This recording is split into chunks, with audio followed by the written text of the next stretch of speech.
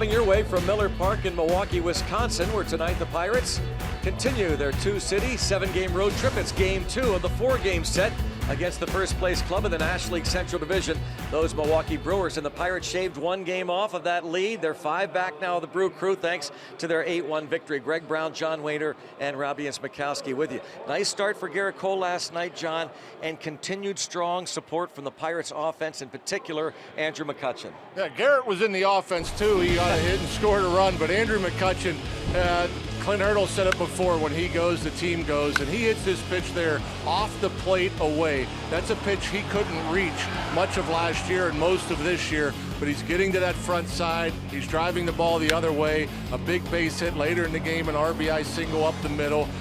The Pirates have just been smoking the ball, especially Andrew McCutchen, lately, especially the month of June, including these guys. Yeah, how about the real under-the-radar guy and Jordy Mercer? Look what he's done in this month, 362. He has a 9-game hitting streak, and David Freese has reached base safely in 17 straight games. And now Freese leading the team in on-base percentage, and you have Jay Hay and Frazier and those guys swinging the bat a lot better. The offense, you get Polanco, you get Bell going. This could be a very, very good offense going through the rest of the year. So that becomes a challenge then for tonight's Brewers starter, you would think, even though Zach Davies has a very impressive 7-3 record. Pirates have done good work against him. Yeah, he's a crafty guy. He relies on location, but if he misses, he could be hit. The Pirates have scored, I think, 17 runs in 16 innings against him this year. He has a 5.40 ERA here at Miller Park. He can, when he has good command, throw a decent game like he did on May 7th with 5 2/3, just 2 runs allowed. We'll talk about tonight's Pittsburgh Pirates starter, Chad Kuhl, when we continue as we get ready for the first full day of summer here in Milwaukee. It's the Pirates and the Brewers, and we'll talk Chad Kuhl next.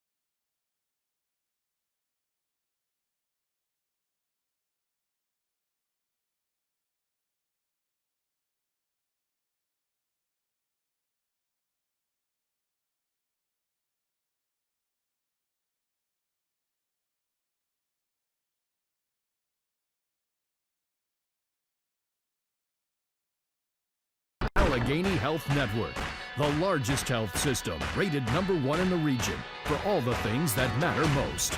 By Bordas & Bordas, official legal partner of the Pittsburgh Pirates. And by Kenny Ross Subaru, total confidence pricing. Let's go Bucks! Chad Kuhl getting ready for his 14th start of the year, looking for just his second win. He beat the Braves in his season debut April the 8th. Has not won since, but he has pitched well against the Brewers. Yeah, and he's been pitching better of late. You see the disappointing record, 1-6, 5.61 ERA. But I thought he pitched well against the Rockies, gave up 3 and 5. Last 3 starts at ERA at 3.60. He's gone 5 in each of those starts. Good numbers against the Brewers. I think the key for Kuhl, at least the last few starts, has been able to get that good fastball down in the zone. He's been getting a lot more ground balls, and when he's getting ground balls, he's much better. So it's Chad Kuhl for the Pirates against Zach Davies. Let's go back to the Pittsburgh studios and a game break with Rob King.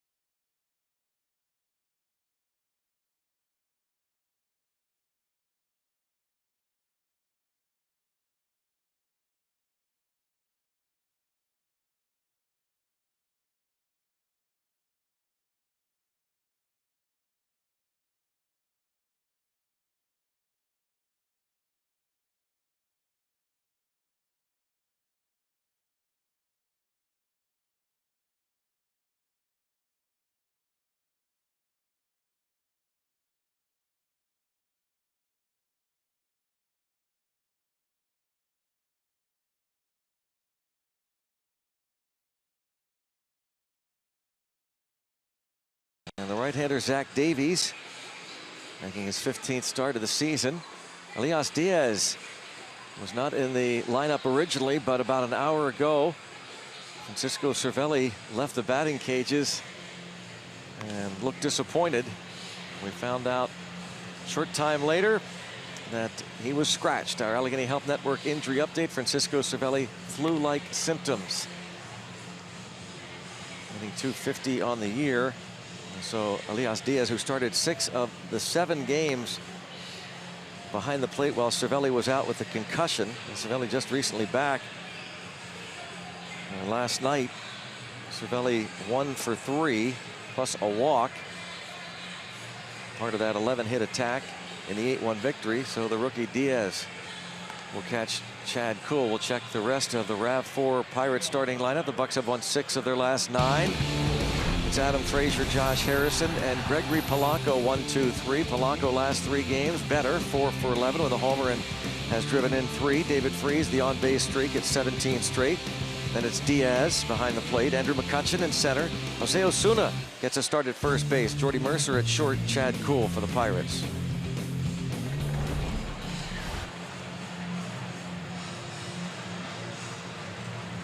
Frazier 1 for 4 last night. A walk and a couple of runs batted in. He's getting set to face Zach Davies, 7-3, a 491 earned run average. Opponent's hitting 295 against him. 51 strikeouts, 73 in the third innings. Davies is a guy that relies on location. He doesn't throw hard. Has a good has a fastball, changeup, cutter, and curve, but really relies on the location of the fastball and the changeup. His catcher is Manny Pena. And the first pitch underway is called ball 1 to Frazier. He's hit safely in 7 of his last 9 ball games. 2-0.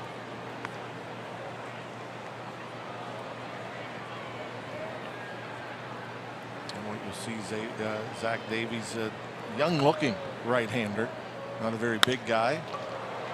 The other way, and a little bit of a misjudge, but Nick Franklin able to make the catch.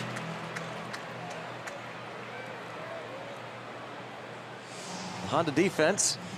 Travis Shaw, no errors in his last 40 games. Orlando Arcia, slick fielding shortstop. Eric Sogard has taken over at second with the injury to Jonathan Villar. Eric Thames at first. Franklin you just saw. Luis Brinson is in center, the rookie, and Domingo Santana in right with Pena catching. There's Eric Thames.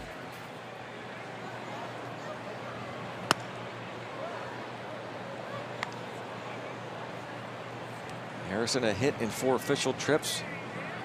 RBI double in the 7th inning, part of the 4-run 7th that put the game away. Ryan Braun on the disabled list for the first time in his career.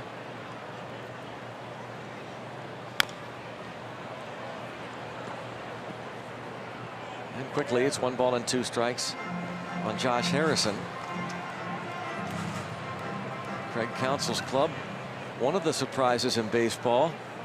They're not setting the world on fire at 38-34, but they do lead the division. No one anticipated that, and Josh Harrison is hit by a pitch again. Leads the league in that department, and always hit below the waist. Yeah, that time a rarity. Looked like it hit him right around the belt, maybe a little above. Barrel Automotive League leaders, that's updated now. He takes over the league lead with 13 hit by pitches. It's something else, and just watching him that particular at bat, I know he only saw a few pitches, but it almost looked like he may have even backed off the plate a little bit. From what we've seen for much of this year, he's gotten closer to the plate, but it actually looked like he was a little further away that particular at bat. And a line drive base hit for Gregory Polanco, and Harrison headed toward third, and he is going to be safe as the ball hit him. Joey Cora didn't know what to call for there. Looked like he wanted Polanco to move up 90 feet. So it's first and third. Domingo Santana unloaded a strong throw. And Josh Harrison hit once again, this time on the back. But you love the aggressiveness, and I don't know if anybody other than Josh Harrison takes this chance. And there's nothing. I mean, it's the right time to do it with 1 out. You want to get the third with 1 out, and as he's there, the ball arrives as Harrison, or just before Harrison arrived to third base, and the ball hits him in the back. But that's great hustle by Jay Hay, challenging the right fielder Santana, and setting up shop for David Freese. Oh, they look for an inning-ending double play ball from Freese.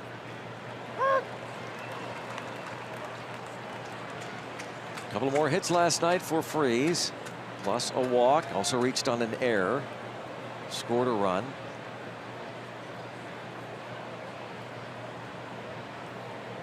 During his 17-game on-base streak, on-base percentage of .413.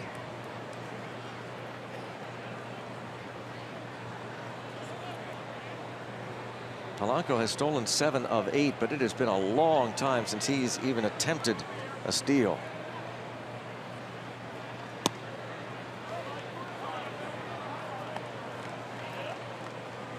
One ball, one strike. And again, Davies will not will try not to throw that fastball in the zone. He'll try to get you to chase. He'll try to get you to hit his pitch, especially with runners on. Rivers Casino tips to win. Yeah, and hunt the fastball. I mean, he's not a hard thrower. He's not going to throw it by you. They hit opponents over 300 against it. Just got to make sure it's on the plate, and you hope Chad Kuhl can go 6. He hasn't gone 6 since back in April, and you know if he's going 6, that means he's efficient. He's getting the ball down. Roller and knocked down, but no play, and it's an RBI single for David Freese. Shortstop RC, a long way to go. 1-0 as Freese picks up his 24th RBI of the season. He had an infield hit last night. He's got one tonight, and it produces the run. Shortstop Garcia has to go a long way to get to this ball, able to knock it down, but can't find the handle to get the force. Obviously, it wouldn't be a double play ball, but again, nice piece of hitting for David Freese. Finds a hole, gives the Pirates the early lead. And that aggressive base running that John talked about allowed that to happen. Exactly what I was about to say. Josh Harrison being aggressive as he always is. Now the man who was not in the lineup an hour ago, Elias Diaz. Sometimes it seems like those players that are inserted into the lineup late end up having big ball games. We'll see if that is the case with the rookie Diaz.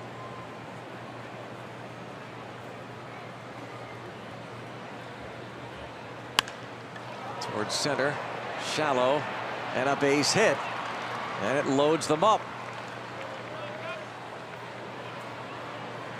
Frazier flied out against Davies to start this ball game, but then Harrison hit by the pitch and 3 straight singles.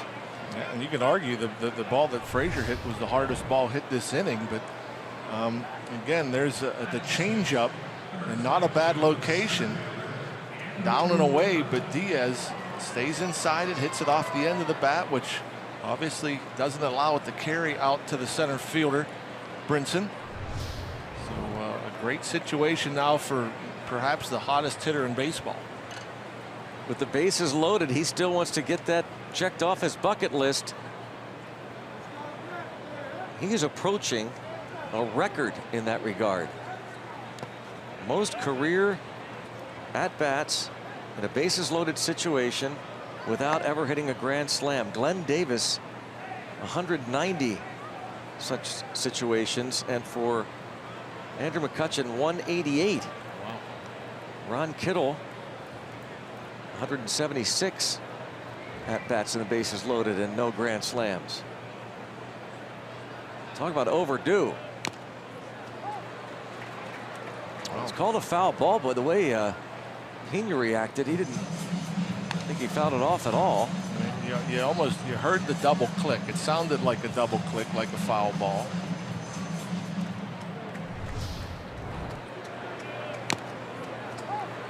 Anytime you hear that double click,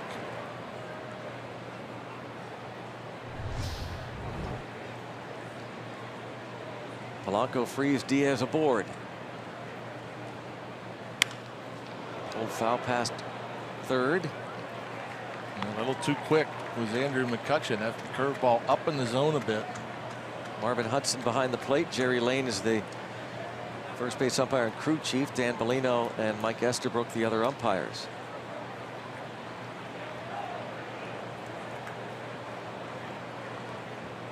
Ball and 2 strikes on McCutchen.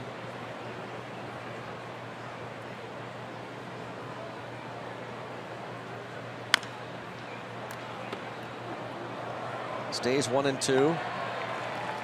In the last 22 games since McCutchen has been in that 6th hole, hitting .378 with 20 runs batted in, 7 home runs, 19 runs scored. And for now, seems he's going to stay there. He obviously is feeling very comfortable in that 6-hole. Clint Hurdle wouldn't move him unless McCutchen wanted out of there. And Davies working Andrew in, down and in for the most part with the fastball. Has some late movement, trying to keep it off the plate in there to get Andrew to chase. That's a pitch. Anytime you get a fastball, it's off the plate in, hard to keep fair. And here you see that third pitch was the hanging curveball that Andrew was a bit out in front of.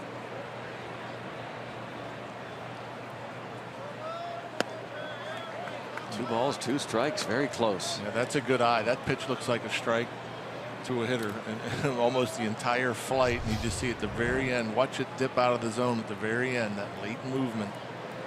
And that's a changeup, looks like a fastball. So sometimes you'll see the breaking ball spin and you'll know it's going to break down and out of the zone. The changeup, not all the time.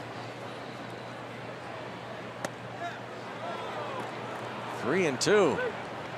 Comes down to cases for Zach Davies against McCutchen with 1 out and a run in.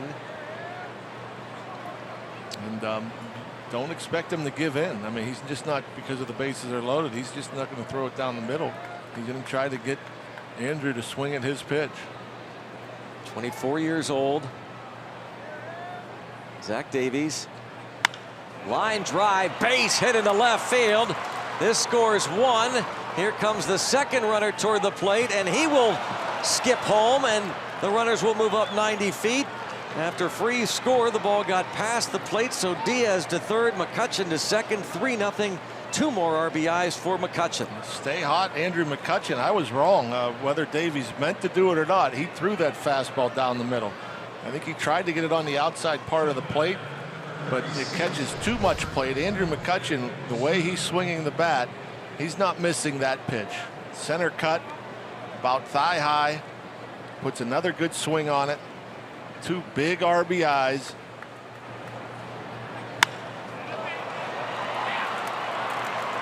the throw comes in from Franklin.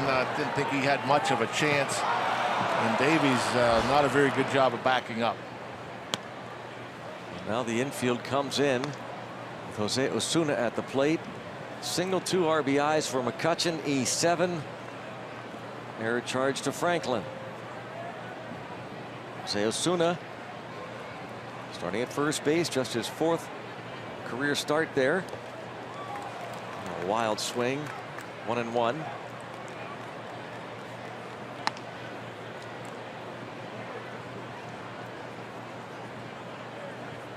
$18 starts for this rookie in the outfield, mainly right this year for Jose Osuna. Batting .287 as a starting player.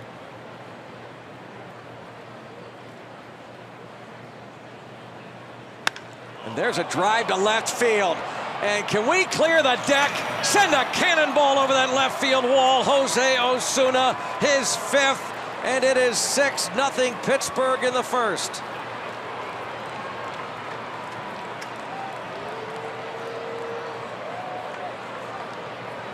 How about that? Getting an opportunity to get into the starting lineup. And what a big swing of the bat. Anytime you can put up a 3 with 1 swing, it's a game changer. And looked bad at the curveball, swung at the curveball in the dirt. A rarity. We don't see Osuna chase too many pitches. Well, for whatever reason, Davies comes back with a fastball, and it sails over that inner third at 90 miles per hour. And those good hitting mechanics of Jose Osuna. He just pulls those hands in. A bullet. Got out of here in a hurry. Jose Osuna, 5 homers now, 18 RBIs. His first career home run was last month against Zach Davies at PNC Park. And he homers again off of him. One of the reasons Clint Hurdle thought it might be a good time to get Osuna in that lineup. The matchup. And now Jordy Mercer. Wow, a 6-run first after Frazier was retired.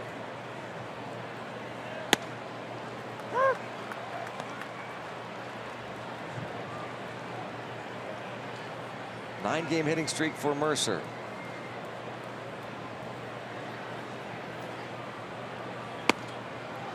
Tell you what, he's not fooling many of these Pirate hitters, and you get Chad Kuhl to the plate in the first. That's always a good thing.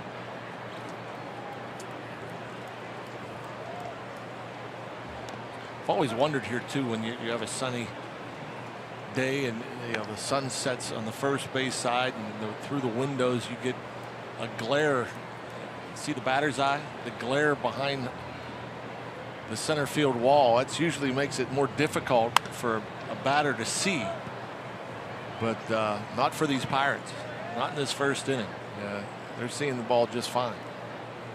There's a good look as the sun sets and goes the sun through those panels behind home plate. A rocket for Jose Osuna. There's a fly ball hit deep to left field by Jordy Mercer, approaching the wall, and that's going to get down, and that's a fair ball. Mercer into second. He's thinking 3, and Jordy Mercer into third with a triple. And a 10-game hitting streak for the Pirates shortstop. Well, a little bit off the end of the bat, but he gets enough of it, and he places it nicely down that left field line. Craig Counsell not sure what to do with this Pirates offense. The hanging curveball. Davies maybe thought he had himself a pop-up as that ball was hit off the end of the bat, but well placed and just out of the reach of the sliding Franklin. For Jordy Mercer, it's his team leading 3rd triple of the season. And again, the infield in with Chad Kuhl at the plate.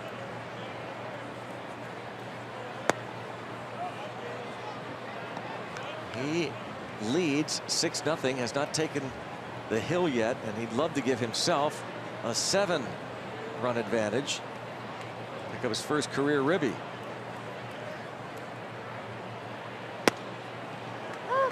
Kuhl has only 2 major league hits and 35 at bats. 0 for 12 this season. Davies was a 26th round pick of the Baltimore Orioles back in 2011. Only gets the second out. Bronx cheer from the crowd here in Milwaukee.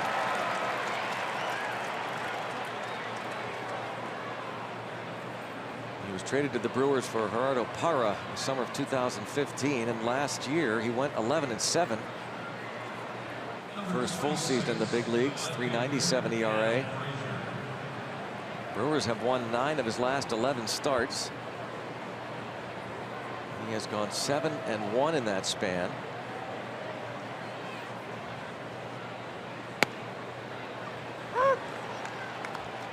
Frazier bats for a second time in the first.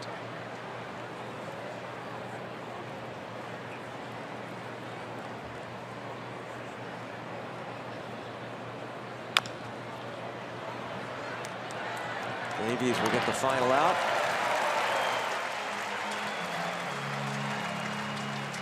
Jose Osuna, home run number 5 in the big leagues. Line drive dinger caps off a 6-run top of the first.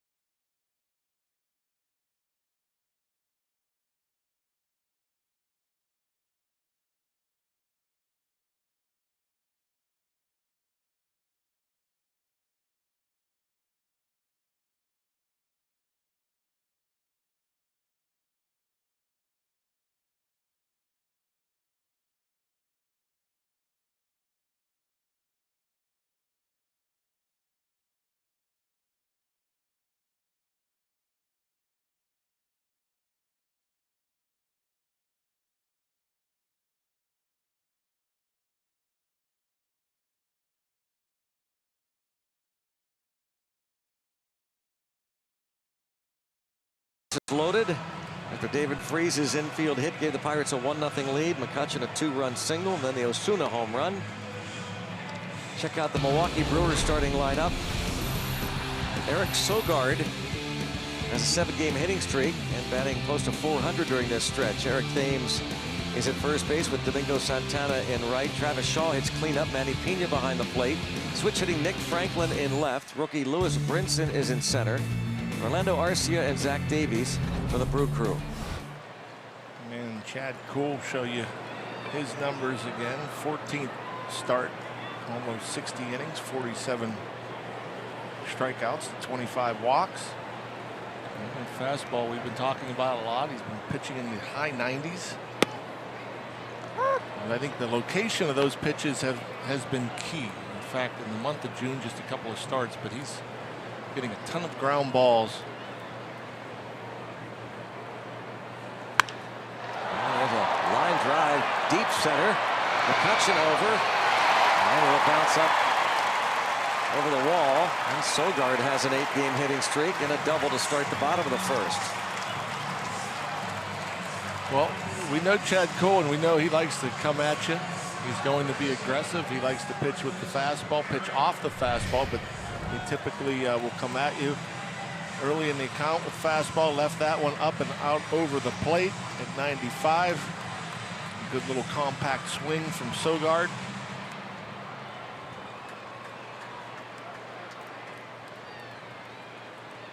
There's Eric Thames.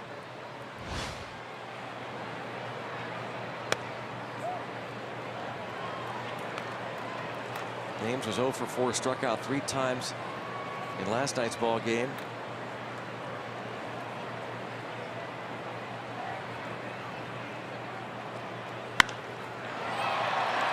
Other way.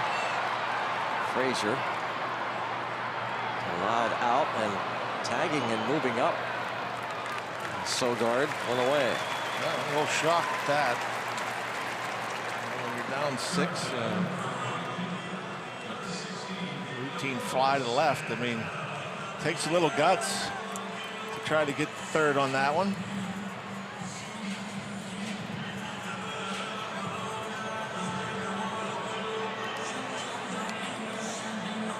Now Domingo Santana. Infield will concede a run.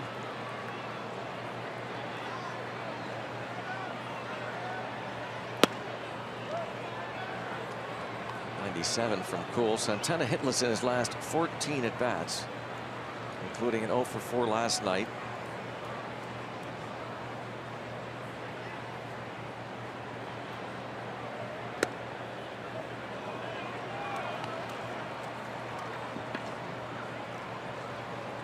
So Kuhl beat the Braves in his season debut April the 8th. He's gone 0-6 with a 5.80 in the 12 games since. 5.80 ERA.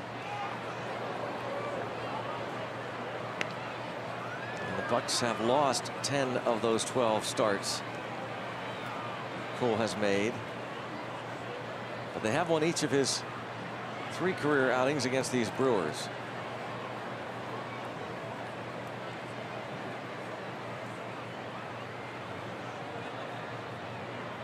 And we'll have to see how he fares against left-handed batters. Sogard, Eric Thames, Travis Shaw, Nick Franklin will bat left-handed. They're batting 100 points better than our right-handed hitters against Kuhl. There's one lefty on deck, Shaw.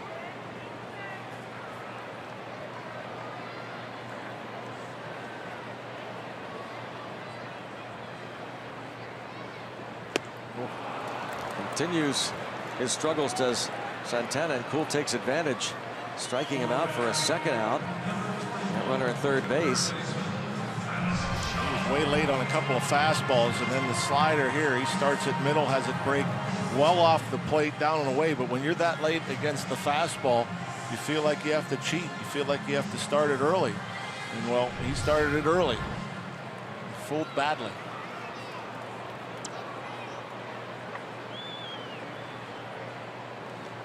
Shaw accounted for the lone run last night with his 13th homer. Good little pitch there. Yeah, I will be surprised if the Pirates don't continue to pound Shaw in, especially after the home run last night on a changeup down and in that he hit out the opposite way. That kind of gives you an idea what kind of approach Shaw has. And so after that, Garrett Cole pounded him in pretty much the rest of the night. And we'll see which direction Chad Cole decides to go.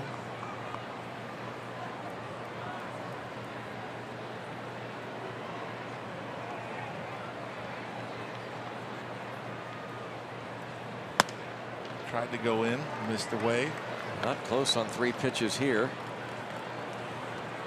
Very early, only 12 pitches in for Chad, but you know the command of the fastball early on hasn't been there. He's missed with location quite a bit.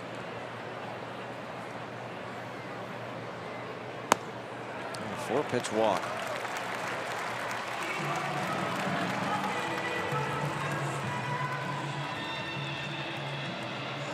(22) unintentional walks this year for Chad Kuhl. His pitching coach Ray Searage takes note.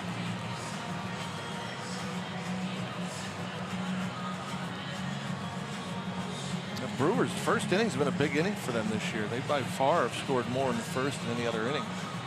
62 first inning runs. Figure 72 games. They've scored 62 runs in the first. They've only allowed 28. So they've had quite a few early leads. Another ball that misses the zone at 98 miles an hour from Kuhl. Last year, 14 starts. 4.20 ERA. First taste of the big leagues.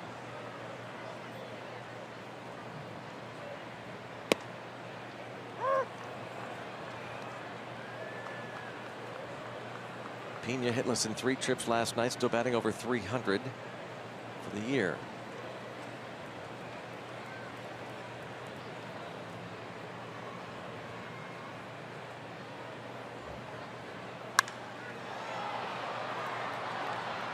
.99 there from Kuhl, and nobody seems to have a reason for this spike in velocity this year. Happy to have it, he says. So does his manager. That's really amazing. You think about it. I mean, you hear of Chad Kuhl and you think of the sinker ball guy that we've heard about, who's become a flamethrower. And then you had a guy like Tyler Glasnow that so much talk about his fastball and it wasn't as firm as we expected. Not consistently, at least.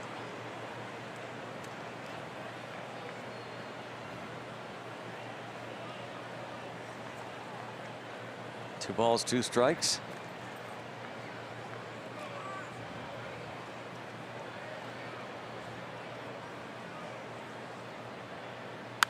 What's interesting too about the high velocity fastball is that the Pirates were talking coming into this season when he was named one of the 5 starters that they're looking for the Kuhl of old, that the minor leagues was a good hard sinker that get a lot of the ground balls. And he's been getting them, and at least lately in his last couple of starts. He's having trouble finishing off Pena. But I was talking a moment ago about the ground balls. The percentage of ground balls he got off his fastballs in April was only 37%. In May, 42%. His 2 starts in June, over 62%. So that's a big increase. That means the ball's down. There's more movement. Getting the softer contact. Pulled foul by Pena. Cole can't figure out how to put him away. It's 2-2 on the Brewers catcher. What we have found, I think, and what we see almost on a nightly basis, depending on who's out there. For instance, a Willie Peralta last night. It doesn't matter how hard you throw if you can't locate it. Yeah. And if you don't have anything else to offer other than that fastball, you're going to struggle. I mean, it's more about location than it is about velocity these days. Try a breaking ball with him here, maybe. Got him. Yeah, that was a good one. strikes him out, and a couple of Ks for Cool. 6-0 Pirates.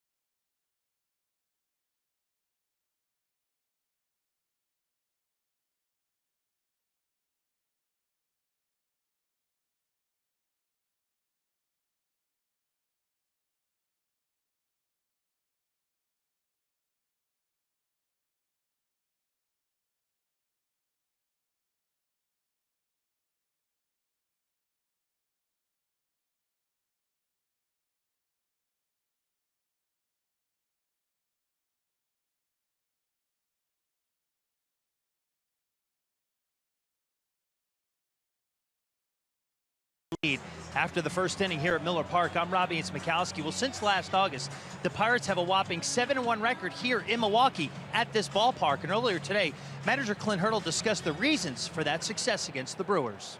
We've shown up and played good baseball. We've pitched efficiently. We've hit when we needed to hit. We've scored runners with good outs. We've played very good defense. Last night was I thought, another clean game until the end. The line drive to Frazier that we played throughout the infield, putting away outs, taking care of the ball. So nothing I can really point to other than just been a really good brand of baseball. And I think that's on a larger scale, Greg and Rock, when you look at the Pirates and the way they've been playing here the last couple series. But you have to remember, you guys know it all too well. This place was an absolute house of horrors before the last 8 games, and hopefully this one continues the way it's going. But the Buccos certainly with a nice turnaround here at this place. That's for sure, Robbie. The Bucs just could not figure out anything what to do about this place as a house of horrors, as you called it. That stretch of games, the Pirates before this recent run of success, winning 7 of their last 8. They had lost 64 of 81 games at Miller Park, going back to the start of the 2007 campaign. I mean, obviously there was a time where there were some bad teams the Pirates brought here. And then, they started turning the corner, and they still seemed like found ways to come out on the losing end here. It was a miserable place. They one time had a 22-game losing streak here. 22 straight games. May of 2007 through August of 2009.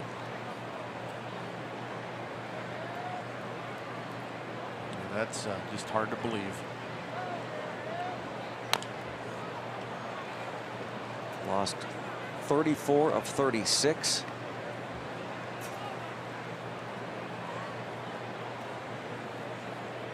One and 2 on Polanco, who singled and scored in the first.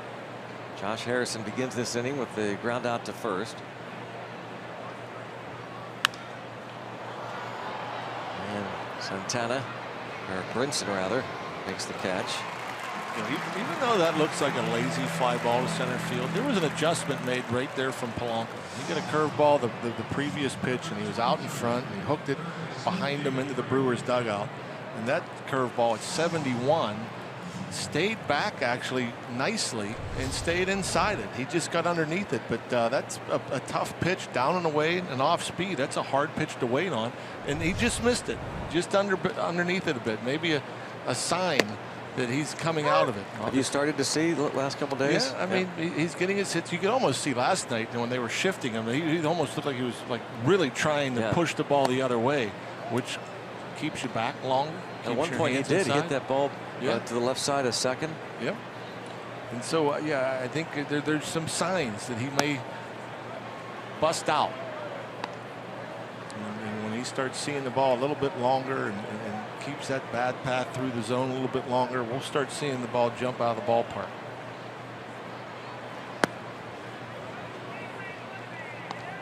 Three and one on David Freese.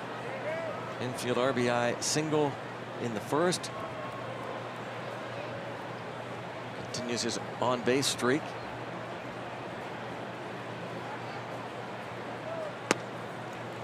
And he reaches again. First walk for Zach Davies. He hit Harrison in the first. Davies has walked 27 now in 74 innings. He's allowed a dozen homers.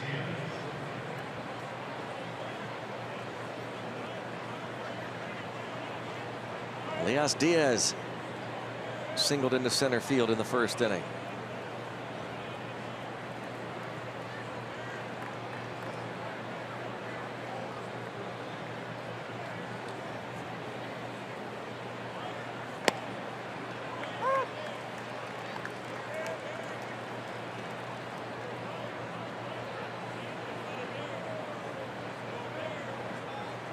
Diaz starting behind the plate as Francisco Cervelli was scratched with flu-like symptoms.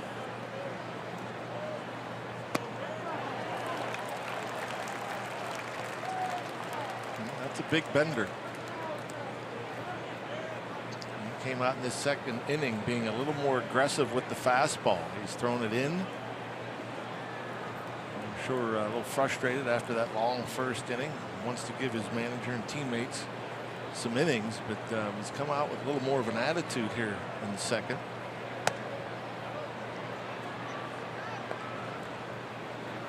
He made his major league debut 2 years ago. Again, a 26th round pick by the Baltimore Orioles out of a high school in Arizona.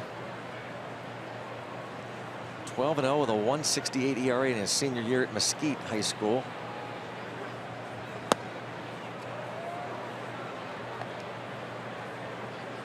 Early in his professional career, Buck Showalter compared him to a young Mike Leake, and a slightly built. 6 foot, 154 pounds.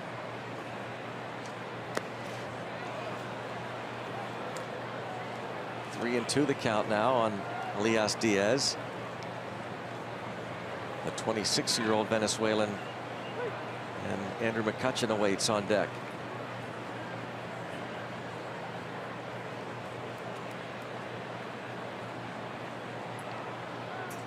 Pirates are in a very interesting situation regarding their catchers. And a chopper.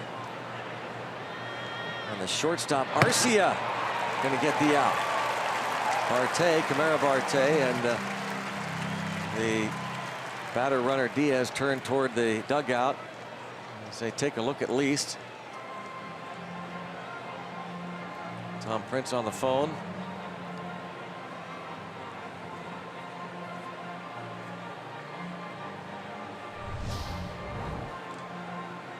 Look from here that they got him, but pretty close. It's a tough call for the Pirates. They're not going to replay it. They're not going to challenge it. I mean, they're ahead 6-0. Figure out, maybe later in the ball game there might be something more important, and it's not worth the risk of that call not being overturned and losing the challenge. So Pirates will go to the bottom of the second, leading 6-0.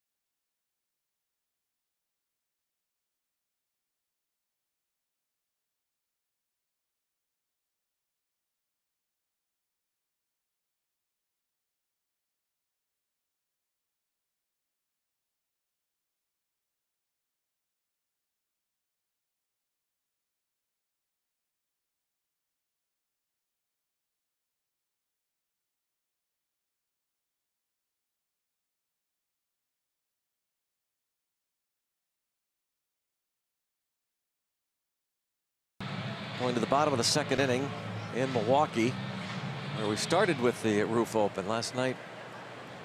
Game began with the roof closed. Beautiful evening here, and ball one on Nick Franklin. Lewis Brinson and Orlando Arcia to follow. If Chad Kuhl plays his cards right, and with Zach Davies still in the ball game, only 3 of the last 4 batters batting averages of 173, 136 in the pitcher.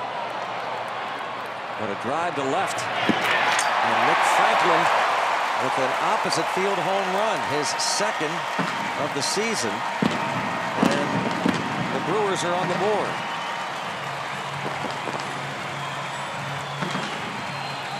You see the contact, you see the swing, and you think, well, another leadoff double. But this ballpark, it's crazy. The ball just carries, and couldn't believe that ball went out of the ballpark. Chad Kuhl was frustrated with the location. I don't know if he thought it was going to leave the ballpark, but another ball left up middle of the plate. Lewis Brinson is 3 for 22. This rookie, 136 hitter.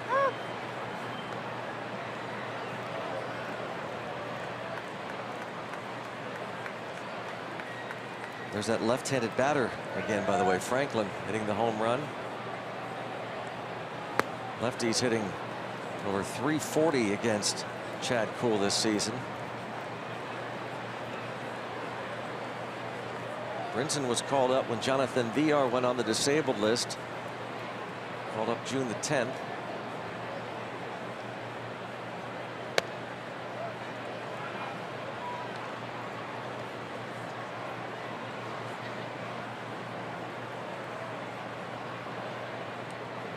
There's a look. The splits coming into this ball game. Last year, Chad Kuhl didn't have it as an aggressive disparity in the splits. 301 for lefties, 240 for righties. Now goes 3 and 2. That breaking ball didn't miss by much. A slider looked like maybe cut the inside corner at the knees, but perhaps a bit down.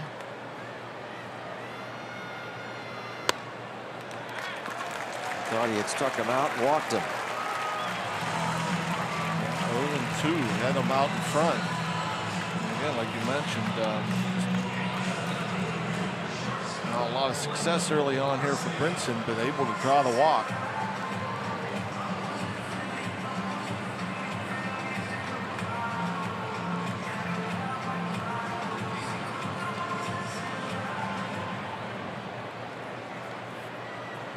Orlando Arcia, one of the 5 hits last night for Milwaukee.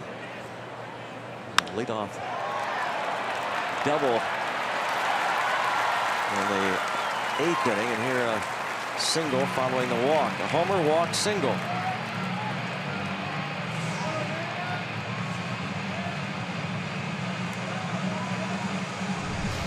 Going up there aggressive, expecting the fastball, getting the fastball. Tied him up a little bit, which allowed the ball to drop in front of Andrew McCutchen.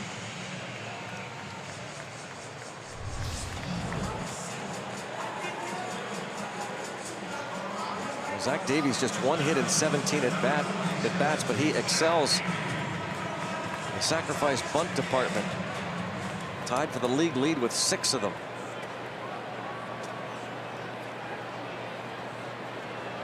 He's been almost automatic in these situations for Craig Counsell. And Diaz likes to show off that arm. I'm guessing anybody with that kind of arm would like to show it off.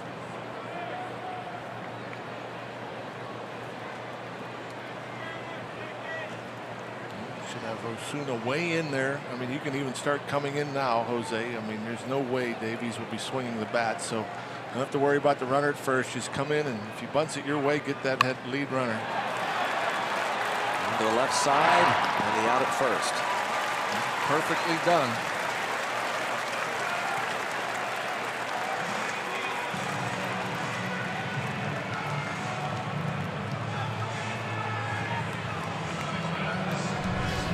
Run it towards third. It's a guarantee. It gets to the third baseman. So you see Freese has to come in. Chad Cole does a good job bouncing off the mound, but it's perfect directional bunting. Now Sogard, who doubled in the bottom of the first. Again, the infield back.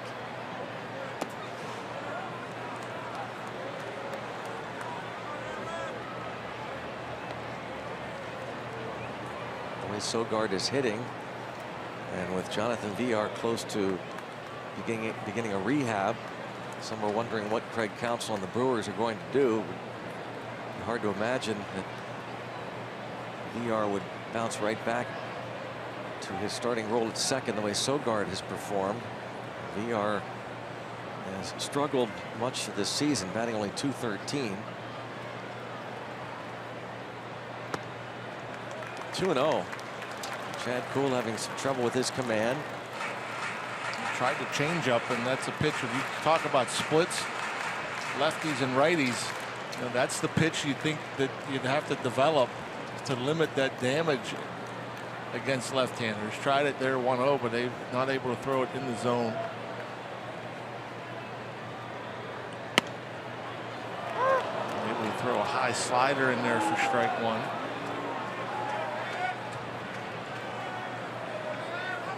The sun sets, you see, shines through the panels.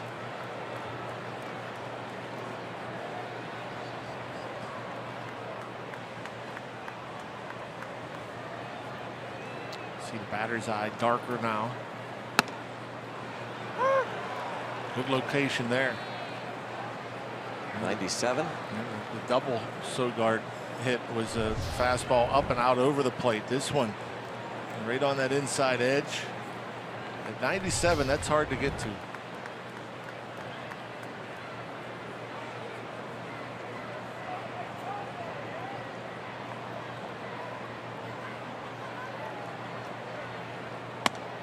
Tried it again, and pretty close to the same pitch.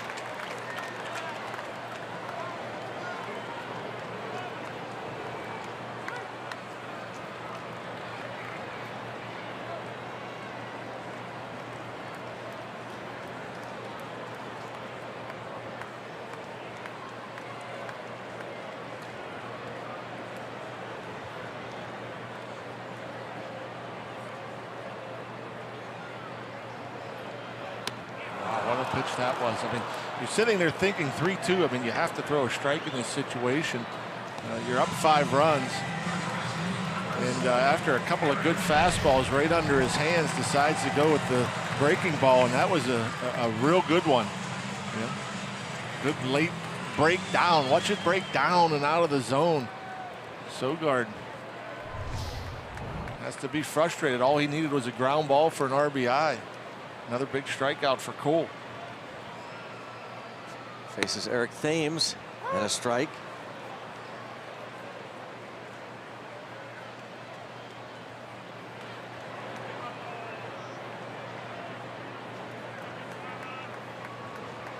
He's not been good in these situations, Thames.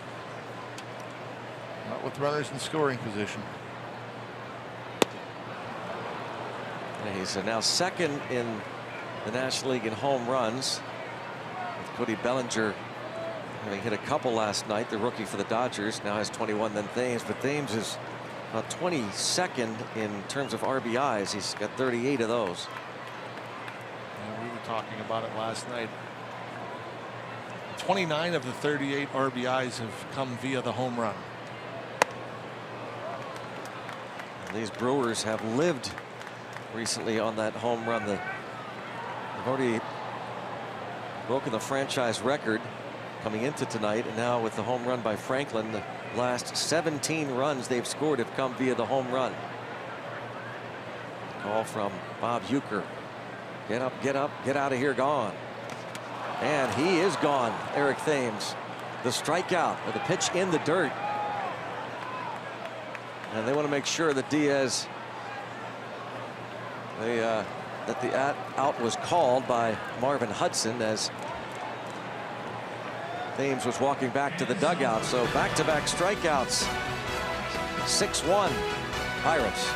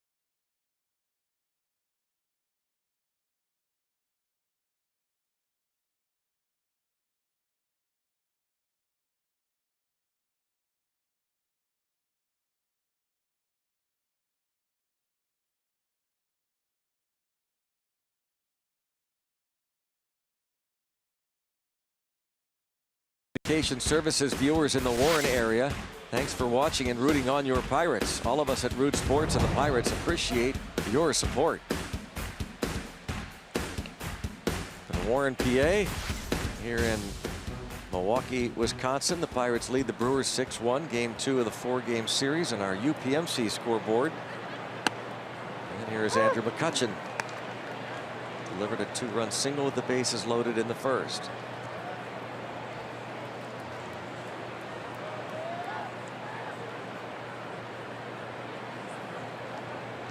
Like Davies trying to quick pitch Andrew McCutchen. Andrew able to call time. High drive to deep left field. Clear the deck. Cannonball coming. Andrew McCutchen, number 14, with a blast to left. Continues to sizzle. Hitting in that 6-hole. Homered last night. He's 2 for 2 tonight. And his RBI total is up to 43 for the year. If you had any doubts that he's back, I think you should erase those doubts. He's back. This is what we've seen from Andrew McCutchen for most of his career. Boy, oh boy. That wasn't a horrible pitch either. I mean, the curveball might have been a touch-up, but that was absolutely tattooed all over it. Let's see, it's a curveball and supposed to be away, leaves it middle in, and he's just on time with everything. And knocked down by Zach Davies. A frustrated Zach Davies kicks that ball, and Andrew McCutchen, yeah, he can smile. And you just watch that video replay. That ball hit up the middle. We'll watch this video replay. Boy, he has to just be having so much fun. You know, throughout the struggles last year, the struggles in the offseason with the rumors, the struggles the beginning of this season, just didn't look like he was having much fun. And boy, he's having the time of his life here lately. Because even when he got hot a little bit at the end last year, he wasn't this hot. No. I mean, he wasn't swinging. I mean, we've seen this in the past. We've seen long stretches like this. This is how he's won a few Player of the Month awards because of these stretches. And it always seemed to be in the middle months, too. June, July.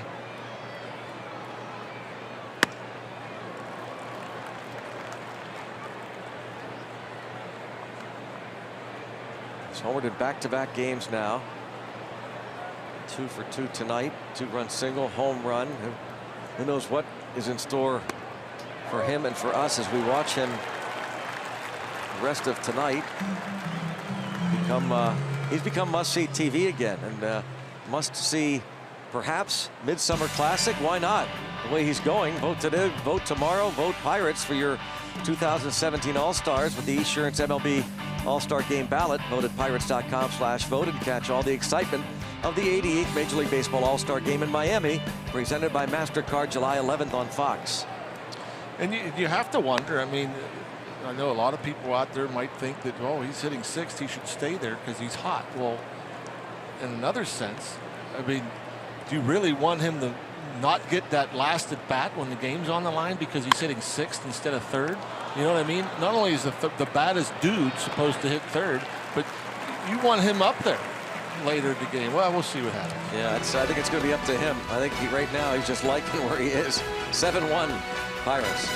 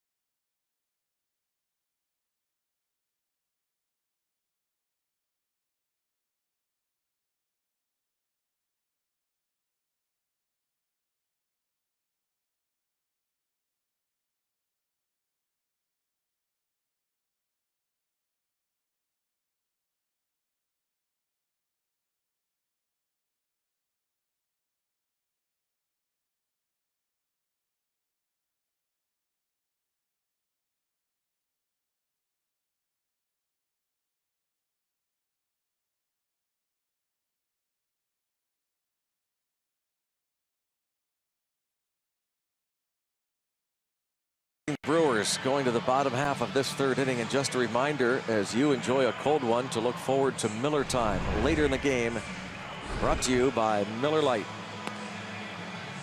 Andrew McCutchen's home run, no doubter, his 14th of the season. Talking about, must-see TV. Well, as we have said for a long time, and Clint Hurdle talked a lot about it in spring training, the Pirates go as McCutchen and Garrett Cole go. Garrett Cole set the tone last night. Started this series against the first place club. 7 innings of 3 hit ball. McCutchen, a home run, 3 RBIs. The leader of the rotation and the leader of the offense, Cole and McCutchen. And your chance to see the Pirates one last time before the All-Star break next Tuesday night, a 3-game interleague series against an under-the-radar club, the Tampa Bay Rays. And then the San Francisco Giants are in for 3, starting on Friday the 30th. Go to pirates.com for tickets. The final 6 games before the All-Star break at PNC Park. Bucks back home on Tuesday.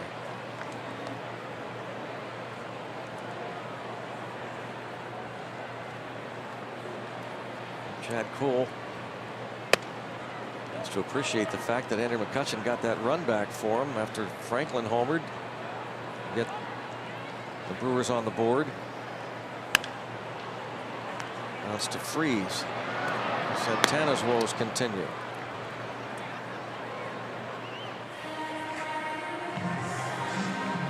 Some Point Park University tweets about Andrew McCutchen. Back indeed. On one of those incredible tears you get to so used to seeing. Fun to watch. And again, when we saw last night, went on about the opposite field homer on a pitch that's off the plate away. And he's always had a pretty good eye and pretty patient, knows the strike zone very well. And there's no way through the first couple months of this season he was reaching that pitch, let alone he probably couldn't even offer at it, let alone try to put it in play.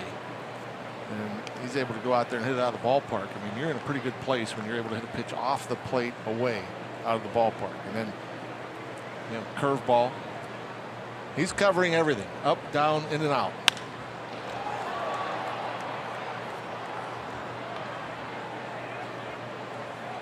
Travis Shaw walked his first time up.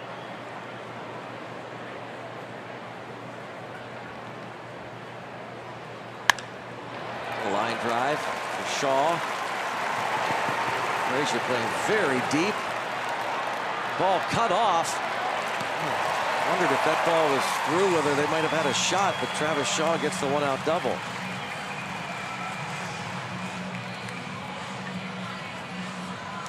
It's a pretty looking swing. He's having one heck of a year, and it's a fastball, again, elevated. See Diaz giving that target down in the zone. It's left up, and he just makes it look easy. You see Frazier getting over, and ball a little off line, so the relay from Mercer. And now Manny Pena, a high fly ball to center. Shaw will move up with 2 outs.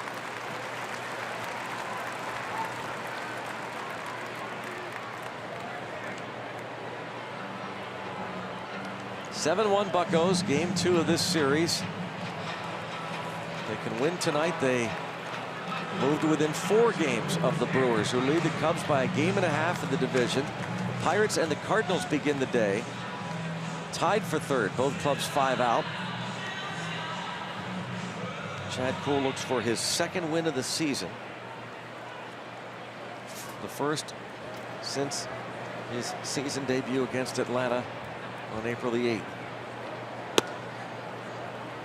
When with this 6-run lead, he would absolutely love to go a little deep into the game. One of the tips to win from John. I think Kuhl would love to go at least 6.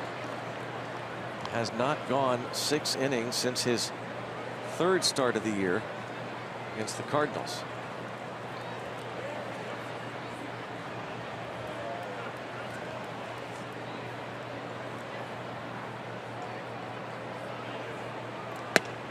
Good slider there.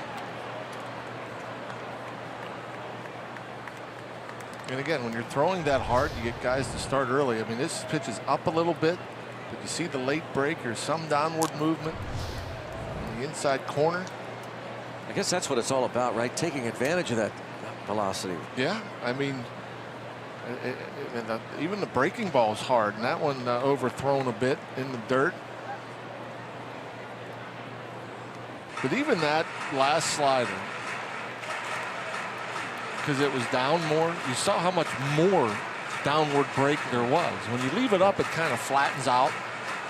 But when he finishes it and he gets it out front, obviously, you're not going to get many chases of that one that bounced that far in the dirt. But his best sliders have been the ones that started around the knees and broke down out of the zone. But I honestly believe, you look at the stuff, you look at the velocity, you look at times the movement when he's down in the zone, the slider,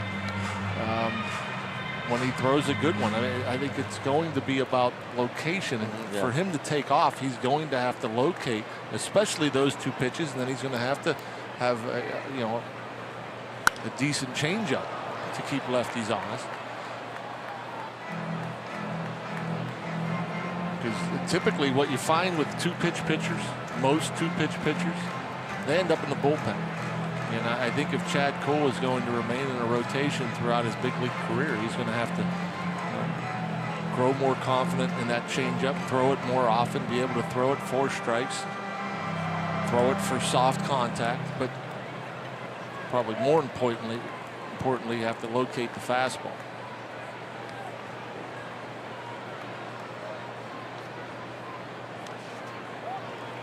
Now it's 3-2 on Franklin. Well, that breaking ball just never really gotten in. To get chases at the breaking ball that are out of the zone, you almost have to start them in the zone. They have to start, at least in the hitter's eye, it has to look like it's going to be a strike and then break out of the strike zone.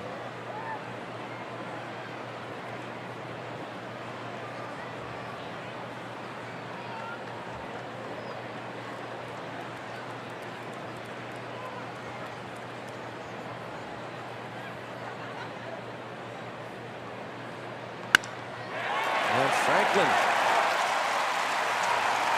will hold his first at bat into the gap for a double, scoring Shaw 7-2.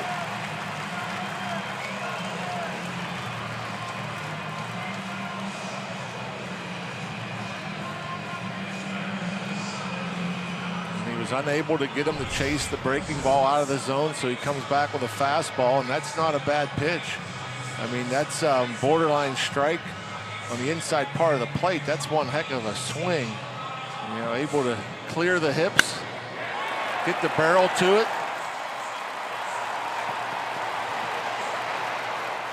I mean, that's called staying through the ball. When you're able to hit, you know, a guy with plus velocity that's in off the plate that hard, that's when the hips and the hands are working to perfection. A lot of guys, when we talk about, you know, we've heard it a lot with McCutchen and talking about being rotational. And being rotational, basically you're coming off the ball. Your front side's opening up. The bat head kind of comes through the zone. If you try to overswing or you fly open with the front shoulder on that fastball that Franklin just hit, you hit a weak little grounder to first base. You know, that's the difference between, you know, using your hands, your hips and your hands, and using your shoulders or using your top half.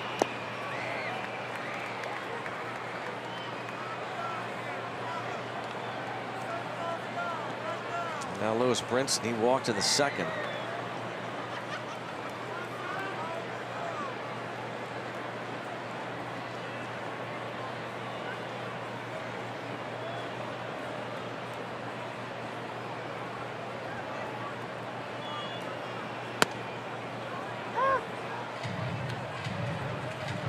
One ball, one strike to count on Brinson. I also think that's a big deal right there. Be able, when you fall behind the count, to be able to flip a breaking ball in there for a strike. So hitters just can't sit 1-0, 2-0, 2-1. Anytime they're ahead in the count, sitting on fastball.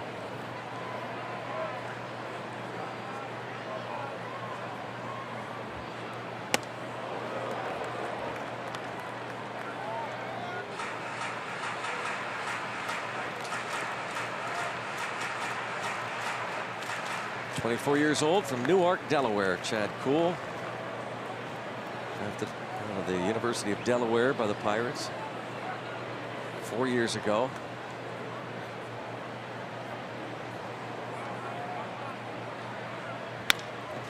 There's a bouncer, freeze. The Brewers get a run on the double by Nick Franklin.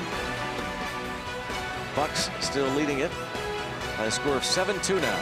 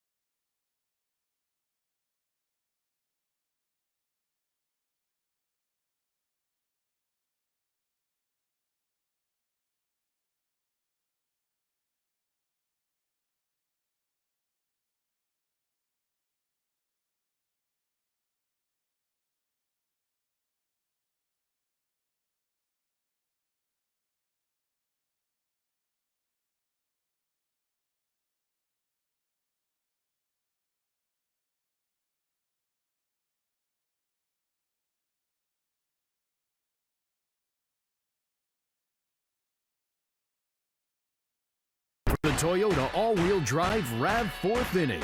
Toyota, what drives you? 7-2 Bucks. Game 2 of the 4-game series. Andrew McCutchen, Gregory Polanco chat. They both singled in the first. McCutchen homered in the third. Bucco fans on hand.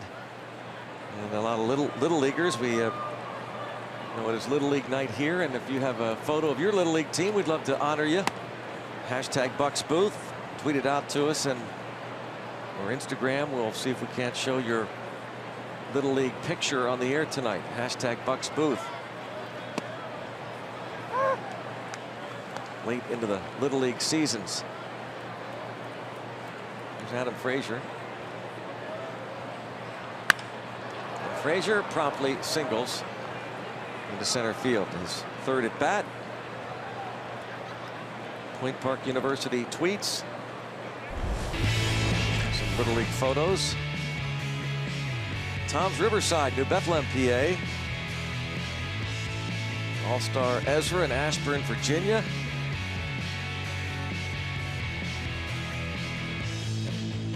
Chris, thank you for that. That's a cool shot there. Mars. Get to some more as we go along. Hashtag Bucks Booth. Your Little League photos. A lot of youngsters here at the ballpark tonight in Milwaukee, and a bouncer. And on the short hop, Shaw nearly turned that into a double play, which would have been phenomenal. That's a heck of a play right there. I almost think he's just going to come in and get the one at first and not even try to throw it to second. But man, that was a nice little pick. That ball was close to that lip at third base too, which always makes things a little more difficult, but able to keep that glove out in front of him, go get it. The accurate throw. And man, very close to turning two. Let's see how he keeps that glove out there, and he goes and gets the ball on a short hop. You know, a lot of young players, you see that they kind of bring that glove back towards their belt instead of going to get it. You know, the more you pull that glove back, the more that ball has a chance of taking a bad hop and getting away from you. I mean, that's a clinic right there on how to go get a short hop. Extend with that glove hand, shorten that hop. So as we're talking about Little League night here and asking you to send your Little League photos, hashtag Bucks Booth, there's John talking to you, the younger players, about how Travis Shaw handled that ground ball.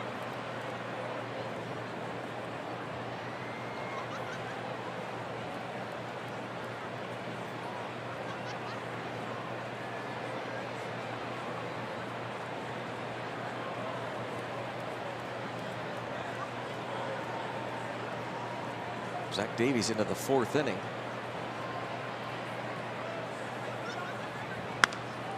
And Polanco's going to drop that into right field.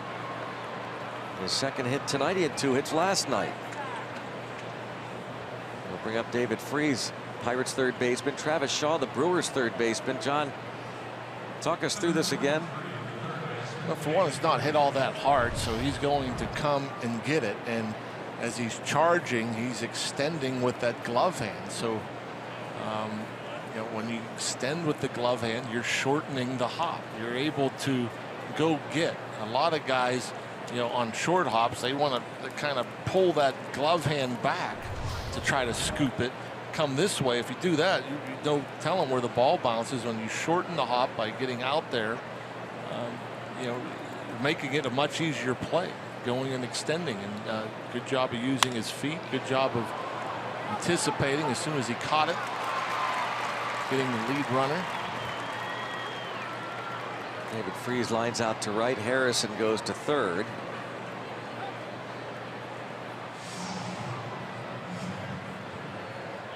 Polanco holds it first and third, 2 down. It brings up Elias Diaz, who is 1 for 2. Fernando Arcia made a nice play on him to end of the second. Talking during his last at bat about Diaz and what an interesting situation the Pirates are in right now, and to a degree difficult, sensitive, because here Francisco Cervelli is scratched, and Chris Stewart, just off the disabled list, is not starting. Instead, it is Diaz, who has become the backup now to Cervelli. So what do the Pirates do with Chris Stewart? They are in a bit of a quandary here with the veteran catcher. He's had some injury issues himself. The ball hit hard, but out of play. And it's not going to do Diaz any good to not play. And so if you're going to keep him up here, that means you're going to find playing time for him. That's going to be hard to do with Francisco Cervelli. And so, you know, in there tonight, obviously because of the late scratch. But, I mean, even a pinch hit appearance last night, you can't get him enough at bats if he's not playing. We asked Neil Huntington if the Pirates thought about having Diaz take some ground balls at third, perhaps, and he said at this stage, just something they don't feel that would work for Elias Diaz. There's Chris Stewart. He's in the last year of his contract with a team option for next year.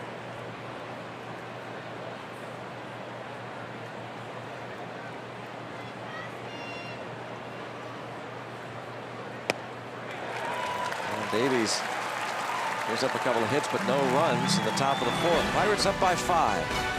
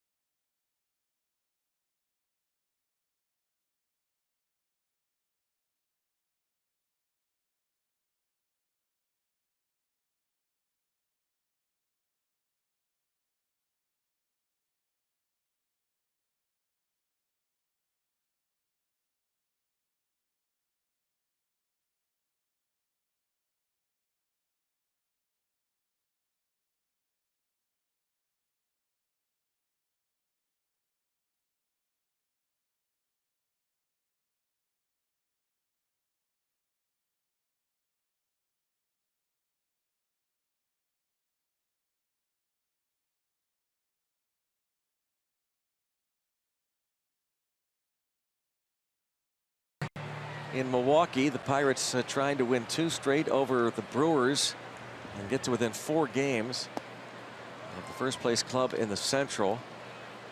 The Pirates and Cardinals 5 back at the start of the day. The Phillies are hosting the Cardinals tonight. They're tied at 1 in the 7th.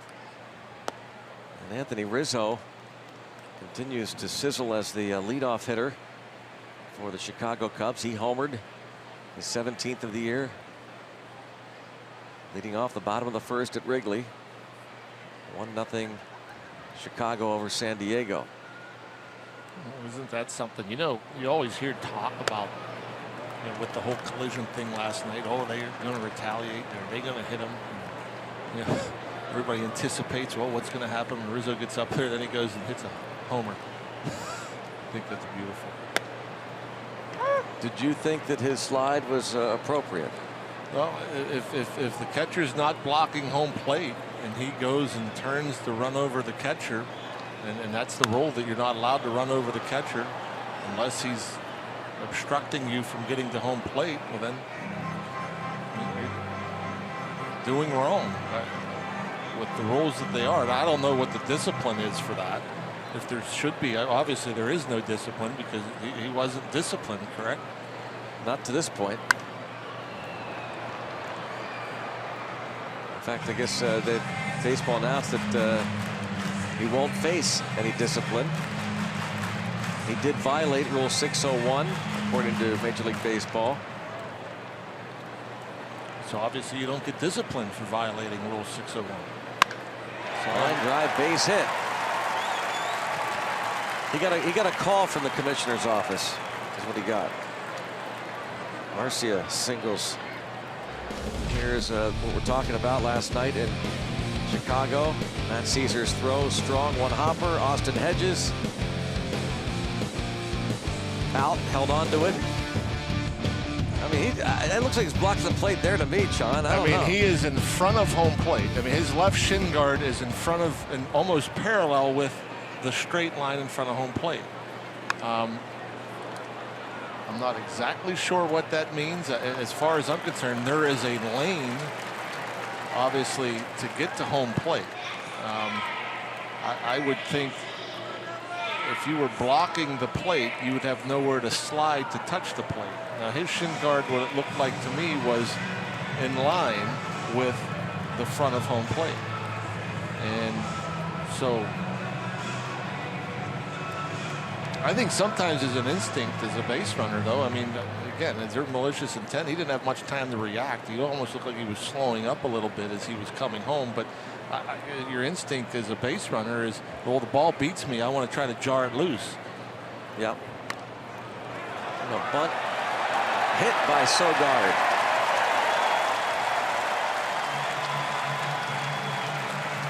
After the sacrifice bunt by the pitcher Davies, now it's first and third with one out. Down a bunch of runs, so you can't argue that not being a good play by Sogard. I mean, you need base runners, especially when you have a guy that's hitting the ball at the ballpark like Thames is. That's not a terrible play. Some will argue, well, you have a runner on second. Don't drive him in. Don't you want an RBI? Well, I think more importantly, you need base runners to get back into it. You're only down 5. Now you have a guy up there that's capable of making it a 2-run game with one swing of the bat. Problem is, he has really struggled with runners in scoring position, hitting under 160.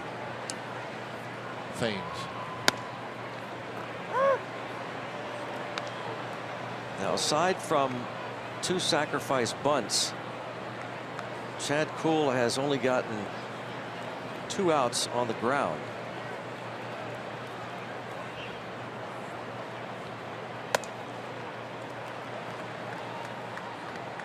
Thames has flied to left and struck out. 4 punch outs for Kuhl.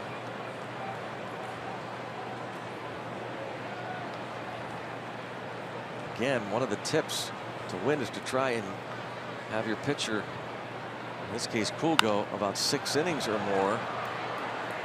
And he was staked to the big lead, but he's not being very efficient.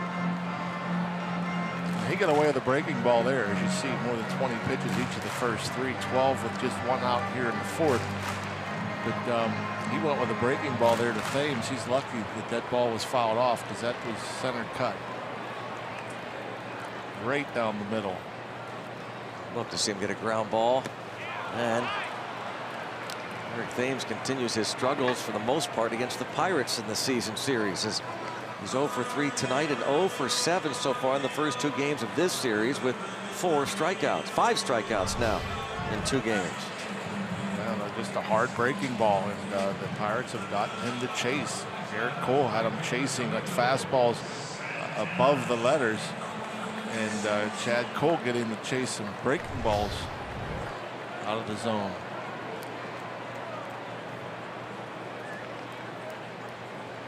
Domingo Santana.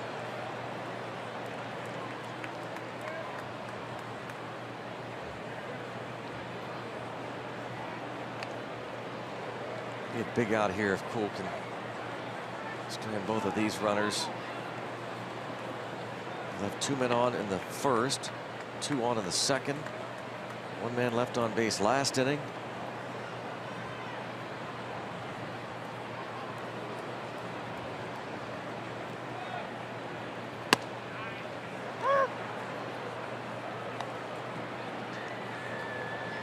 Santana struck out and bounced out to third. He is 0 for 6 in this series and 0 for his last 16 at bats.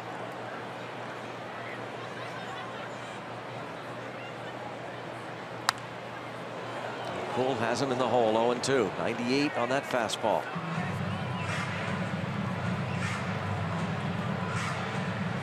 Yeah, and Santana's looked so far in this series, as you mentioned, a little lost. And when you're that late on a fastball and you start chasing like we saw his last at bat, or his first at bat rather, pitched nowhere close to the zone. You're in between, and it is a struggle. It is a struggle. And he's able to waste that slider. That was a good pitch, a good slider, a good pitch when you're ahead 0-2 to get the chase, but somehow he was able to waste it.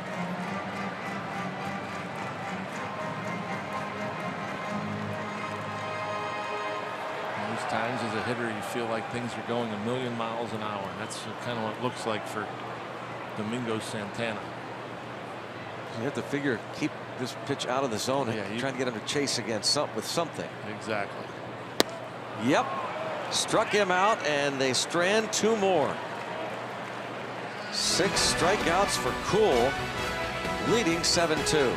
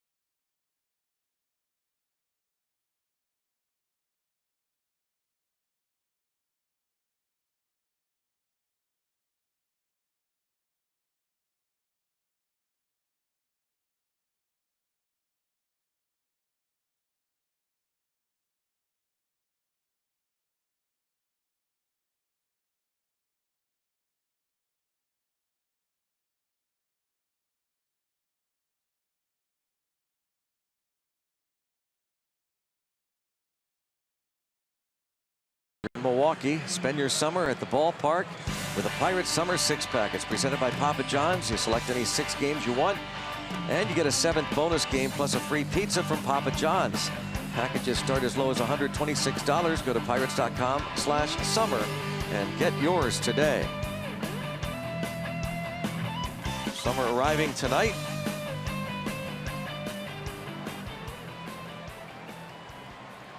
As Andrew McCutchen, as this season the weather gets warmer, he has certainly heated up. 2 for 2, 2-run single, a home run. 2 hits last night. 3 RBIs in last night's ball game, including a homer.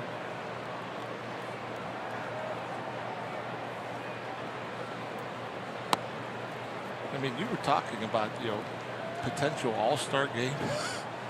I mean, you Who'd never have thought it. I mean, who would have thought? I mean, it's incredible.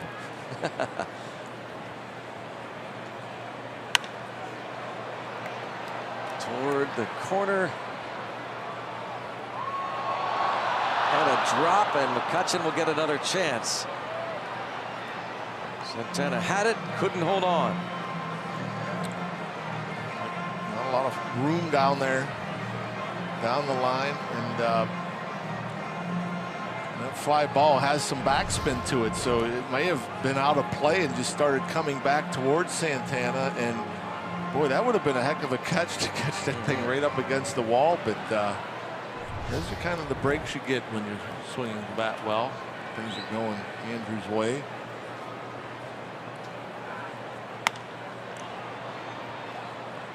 When you're struggling, it seems like great plays are made against you. Don't get any breaks. Calls by umpires go against you.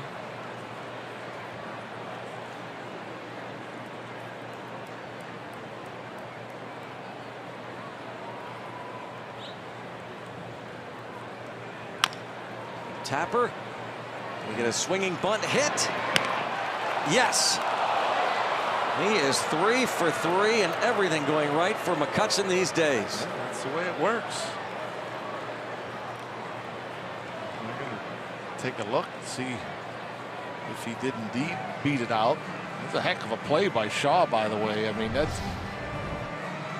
pick with the bare hand. Oh, yeah.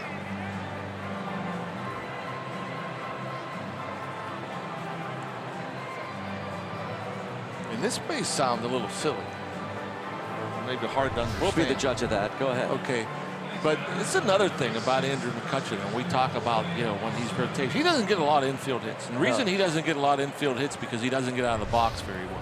But when he's getting over his front leg, as you'll see by the Allegheny Health Network Super Mo, that the foot hits right before that ball gets into the glove of Thames.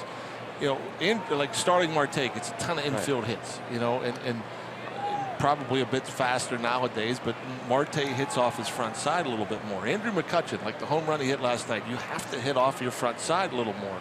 Okay, and so your weight's transferring to that front leg, and so even on that, it was a breaking ball. He got to his front leg. He's out in front, so he's out of the box a lot quicker. Well, it's funny you say it really does sound a bit silly, but I was going to ask you the question if you thought McCutchen was starting to get more infield hits, because it does seem like that. Well, that's part of the thing, is that you are getting out of the box quicker because you are transferring your weight to the front side. You're on your front side at contact point, so you're out of the box a lot quicker. Whereas when you are rotational, you finish a little bit lower, you finish a little more off balance, you finish a little more I don't want to say on your heels, but you swing and you're kind of back here in the box, and it's harder to get out of the box. Well, there you're out off your front leg, and then your momentum's taking you towards first base as a right-handed hitter. Take a look. And when he struggles and he's rotational, he gets back on his heels, but there he's over his front side and gone out of the box.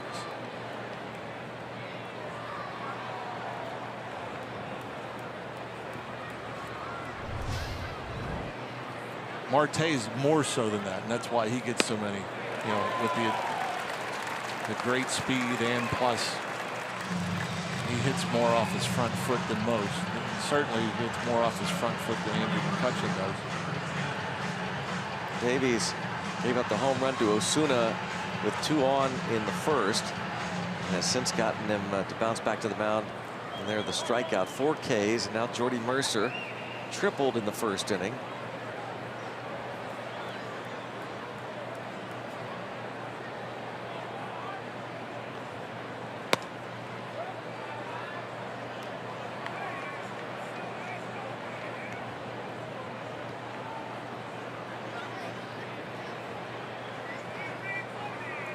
Ten-game hitting streak for Mercer.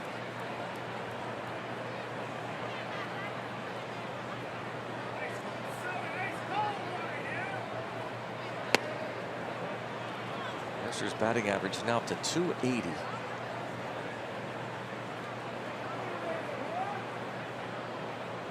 Since May 22nd, he's hitting at a 384 clip. That's the best average in Major League Baseball during that span.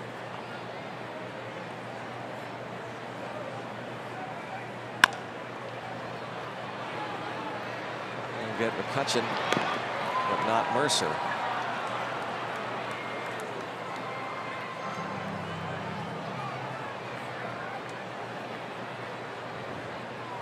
It's funny how when you get on a roll as a hitter, Mercer, it's probably the quietest role nationally outside of Pittsburgh. You probably won't hear too much about it.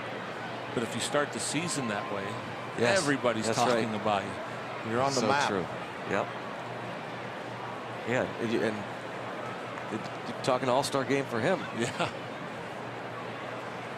Josh Hader is the only lefty in their bullpen. Chad Kuhl takes a strike.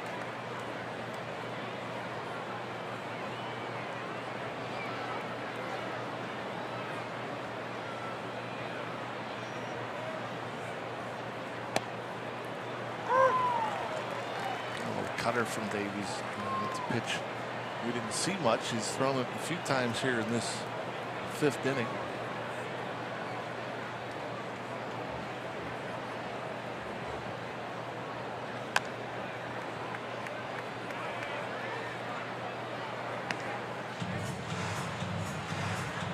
Oh, 0-2 on Chad Kuhl.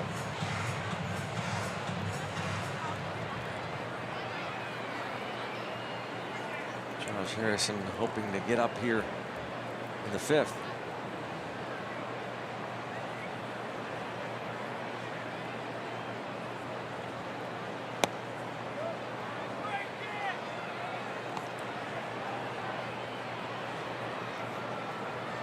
Adam Frazier was hitless in his 2 first-inning at-bats and singled to lead off the 4th. Pirates with a 5-run lead, 10 hits.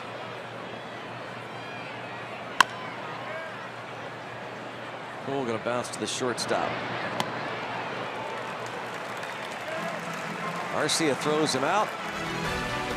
Buck still up by a score of 7-2.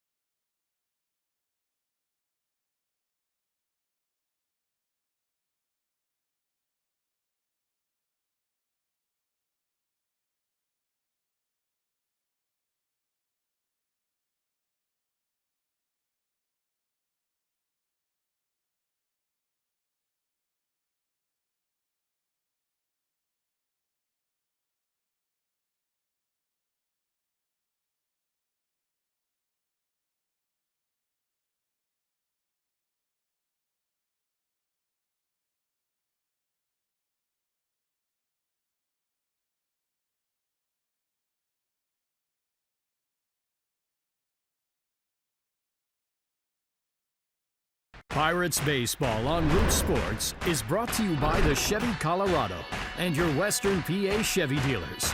And by Day Automotive. We're going to make your day. Let's go Bucks! Day Automotive this day in baseball history. Pirates history, June 20th, 1925. Max Carey becomes the first switch hitter in Major League history to hit for the cycle. Leads the Pirates to a 21-5 win over the Brooklyn Robins at Forbes Field. Kai Kyler had 6 RBIs. Glenn Wright drove in 5. Babe Adams, no surprise, a complete game. Max Carey, one of the all-time great players in baseball history, a Hall of Famer who still has the all-time Pirates record for stolen bases in a career. 688 steals for Max Carey. John, we're reading that Max Carey used to take his leads off of second base. This pitch is popped up by Travis Shaw. David Freese should be easy, and it is, with his back to third base. Oh. Why was that? Just felt like he got a better lead that way and be more aggressive that way. Huh. strength. Certainly see if anybody's covering second base on you that way, couldn't you? Yeah, I guess you can, but I think it would be harder to get to third. Yeah. Here's Manny Pena. Takes a strike. Brooklyn Robbins must not have a very good pitching staff that year. 21 runs. No. I read the next day they gave up 24 to the Pirates. Seriously? Yeah.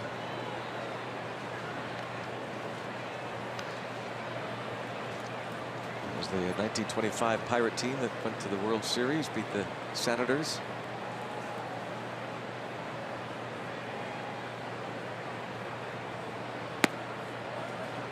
Ball and a strike.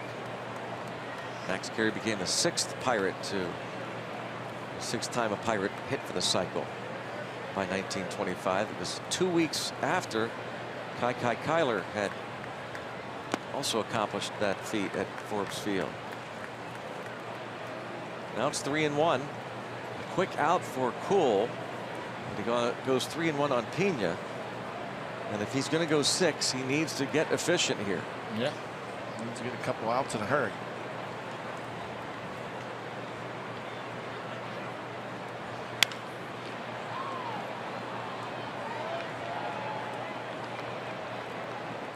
Goes full now on Pena. He has struck him out and got him to fly out. He has struck out 6.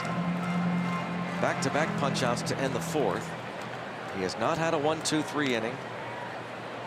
Brewers have left 7 men on base.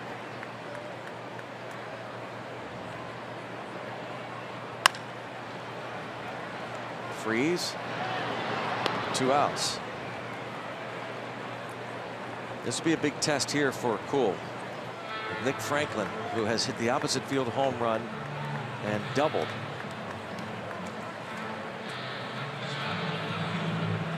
Happy birthday wish shout out to Drew Josephic. And also a shout out to a little belated birthday wish to Mrs. Fetchko, who watches all these games on Root Sports. Great Pirates fan. Raised 11 kids. Wow.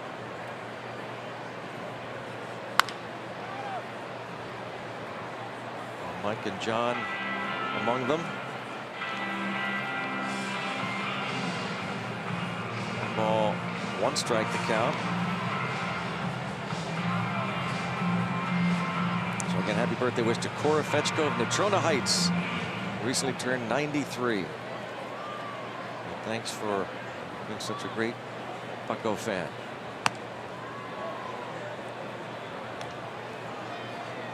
Two balls and a strike now on Franklin.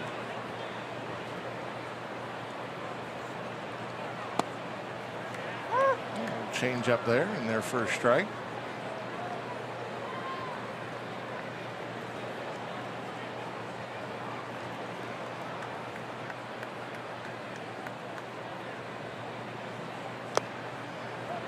Trying to go back to back. Pulled the first one that ended up, he wanted it away, went in there inside half of the plate first strike. That one he pulls into the dirt.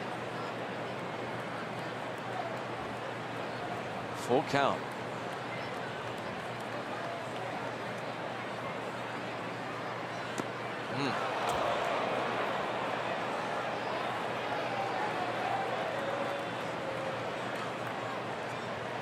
Franklin aboard for a 3rd time. Yeah, I think when you have this kind of lead, you're going to go throw a 3-2 slider, 2 outs, nobody on. You have to throw it for a strike. You can't be up there thinking, maybe I'll get a chase. I mean, you don't want to give up any free passes. He ends up throwing the slider, gets him in the foot. Would have been ball 4 anyhow. But if that's your choice to go 3-2, breaking ball. I mean, you got to feel comfortable that you can throw it for a strike.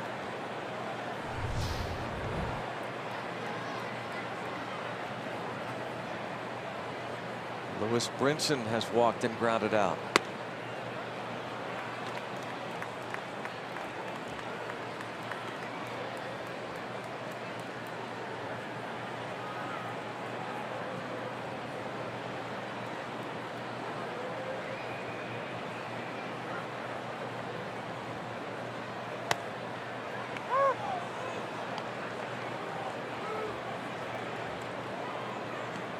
14th start of the year for Cool.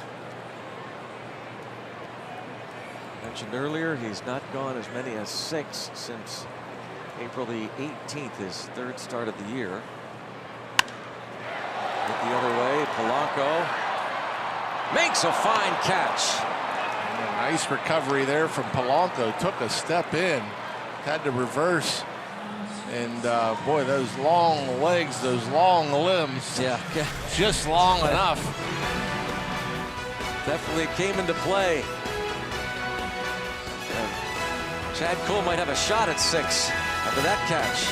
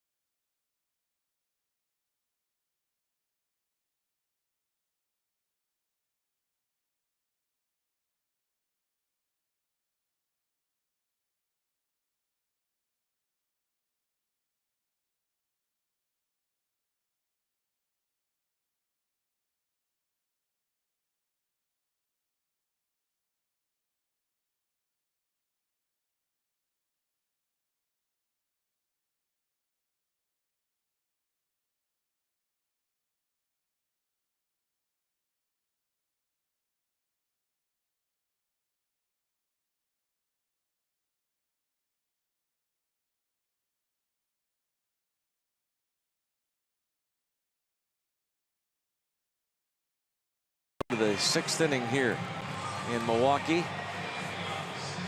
Little League night at Miller Park. Another look at the catch.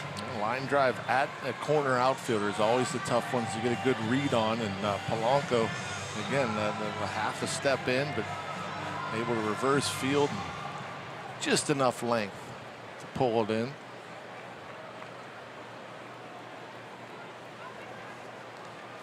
Chad Cole thanks Polanco for that catch.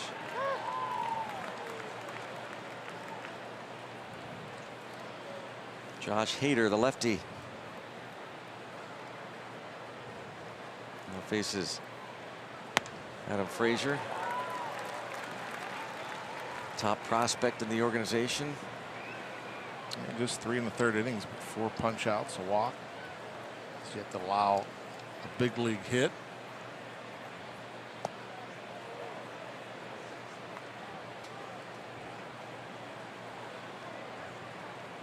Keon Broxton takes over in center into this double switch.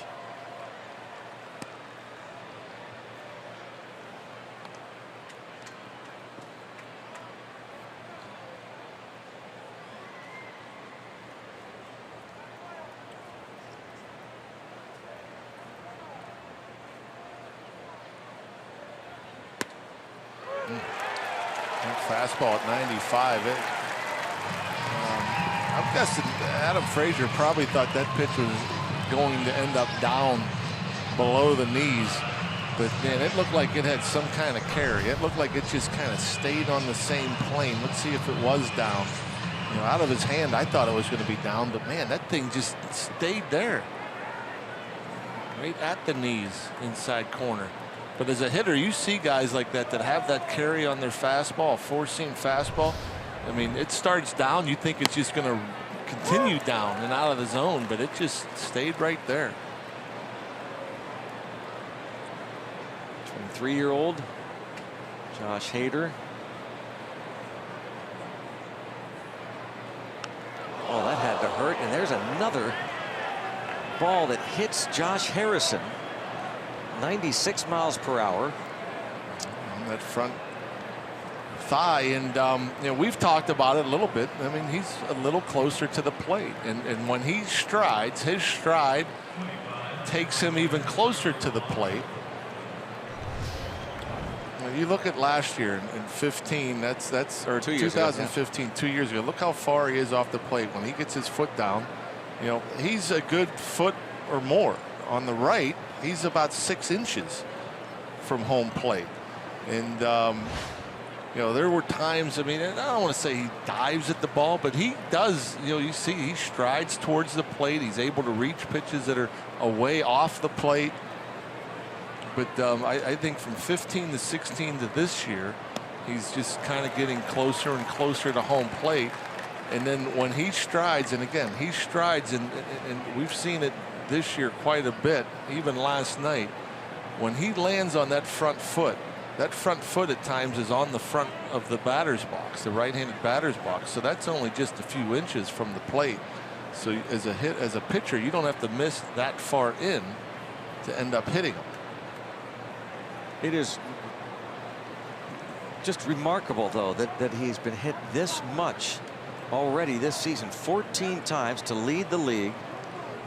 His previous season high in terms of being hit by pitches, 7. There's no question that it's because he's closer to the plate, in my mind at least. Another look at 2 years ago and this year on the right. And you watch that left foot and where it will land. It's on the batter's box. It's right there, and just maybe 6 inches, and we're at least a foot nowhere near the white line on the one to the left. And another thing you add to it, when you stride towards home plate, which means you end up landing closed, the front foot further or closer to the plate than the back foot. And typically your weight, and there's last night, again, watch where the foot ends up. I mean, you're closed, and your weight generally is going to that front foot. So when you're landing on that front foot and your weight goes to that front foot, it's harder to get out of the way.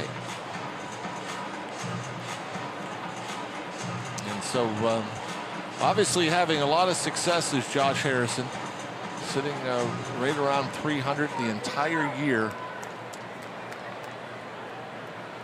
But the on-base percentage is going up as well, with all the hit-by pitches. But it is so interesting because,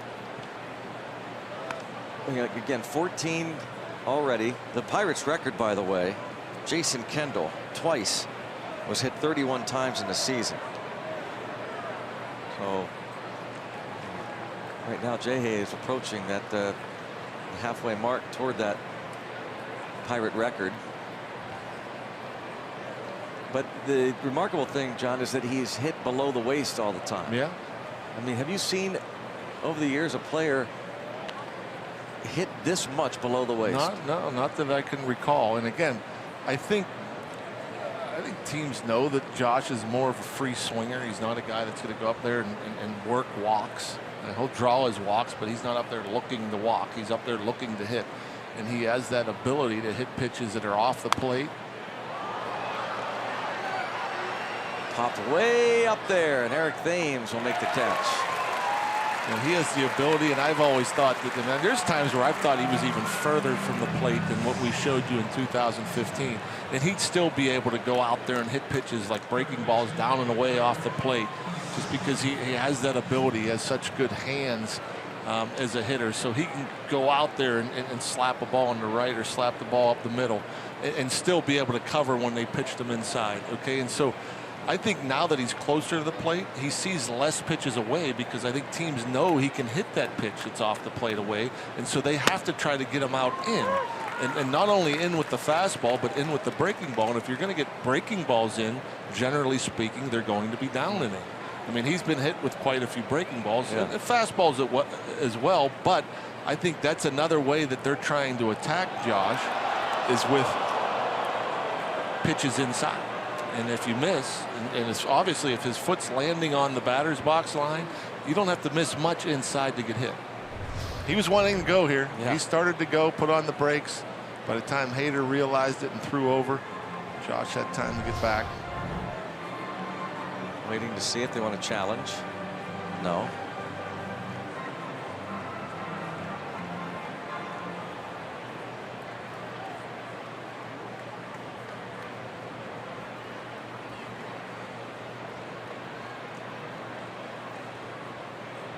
Takes off, and he'll make it without a throw.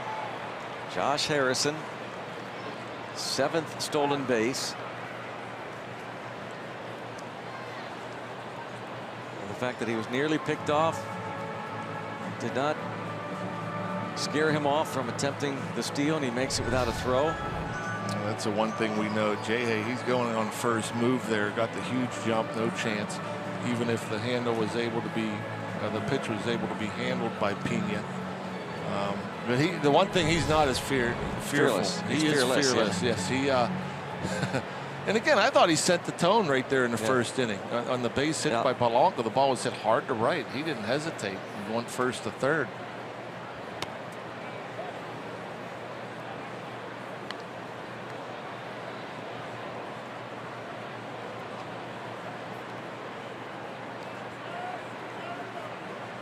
David Freese had a first inning infield RBI single. Jose Osuna, a 3-run homer, part of the 6-run first.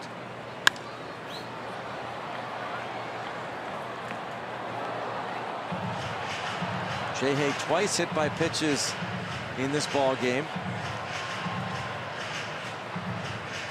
Elias Diaz, a late addition to the lineup. Francisco Cervelli under the weather.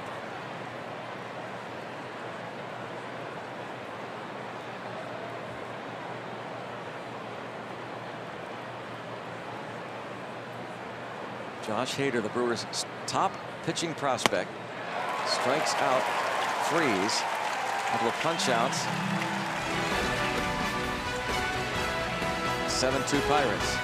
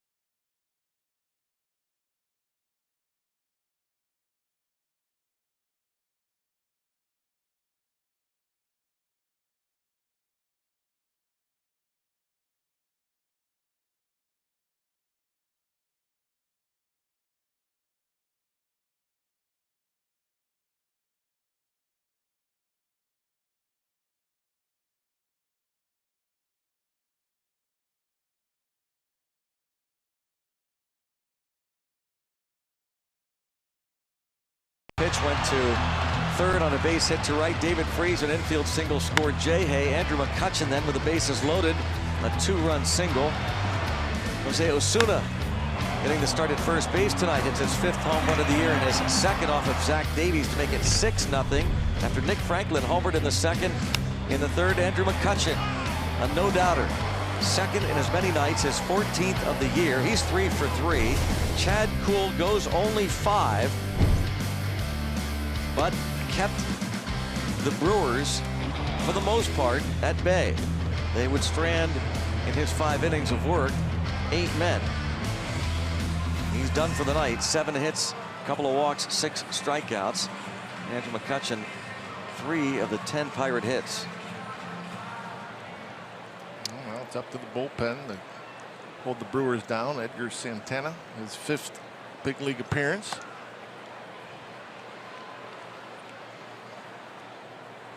Hard sinker thrower, 4.15 ERA, 7 punch outs in those 4 1/3 innings. This fluid Pirates bullpen.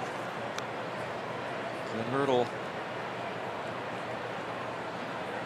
trying to put the right guys in the right spot, certain innings, next match at times. Deep short, Mercer on the move, and a nice play by Jordy Mercer. No, the first base umpire says Osuna came off the bag.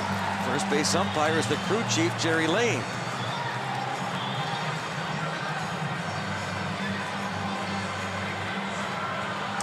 Obviously, they're going to look at it.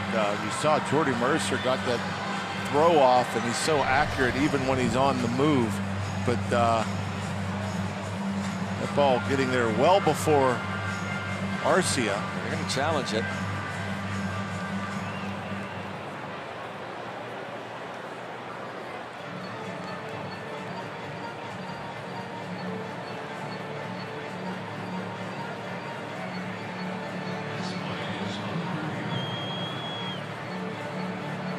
Oh, he didn't have the ball in his glove. That's what it was. That last replay showed the ball was out of his glove.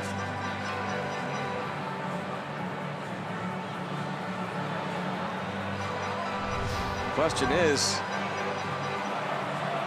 on the Allegheny Health Network Super Mode, does he have it long enough? He's got it. And then watch as he goes back. And that replay didn't extend it, but as he went back, that's when Jerry Lane called him safe.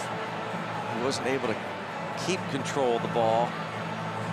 The second time he tried to take his foot when the play was ended in his mind. He took his foot off the bag and the ball dribbled out. Yeah, I mean, what's interesting though, John, is that I don't know, does any other replay extend? And if it doesn't, if no other replay that they're seeing in New York doesn't go beyond what we just saw, you got to overturn it. Yeah, you would think.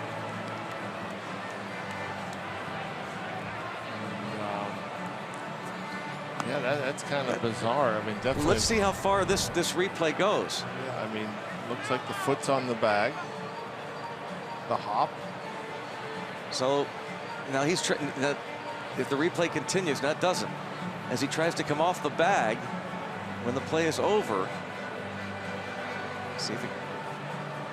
That right there looks here. like. I mean, that there looked like the ball definitely came out. Yeah.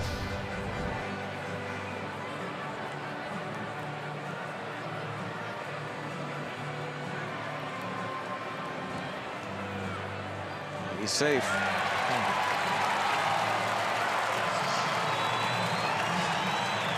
Call stands.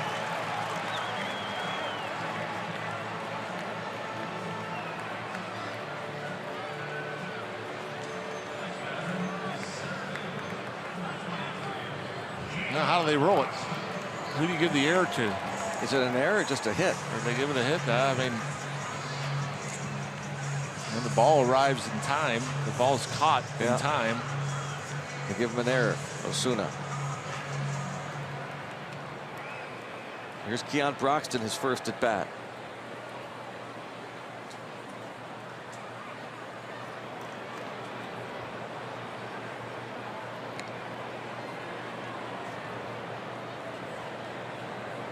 Arcia, 2 hits and then reaching on the air. Broxton started last night in center field and was 1 for 3 plus a walk.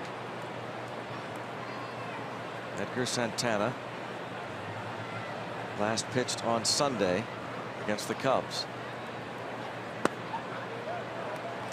We asked Clint Hurdle about Pirates having any interest in Neftali Feliz, who was signed as a free agent by the Brewers this year and was their closer, but was ineffective and was released. So he is essentially a free agent. And he said that there have been internal discussions, is all Clint Hurdle would say. Yeah, he was pretty effective for the Pirates. Yeah, the Pirates, I think, even discussed keeping Feliz. I know he was shut down in September. Thought maybe he was going to have elbow issue. 62 appearances out of the Pirates bullpen last year.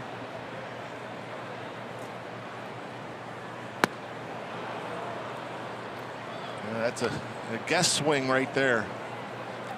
You're up in the count 2-0. Broxton with a ton of strikeouts for the center fielder, and this pitch well out of the zone. You're down 5 runs. I mean, you need base runners. You don't need majestic home runs. And I think Broxton loves hitting the long ball so much to where he can be undisciplined and end up chasing pitches well out of the zone. The other day or last week, he hit the longest home run in Busch Stadium history, Keon Broxton, but he has struck out a major league leading 97 times and 221 at bats. I mean, that's way too many. Unless you're hitting 50 homers, you shouldn't be striking out pretty much every other at bat.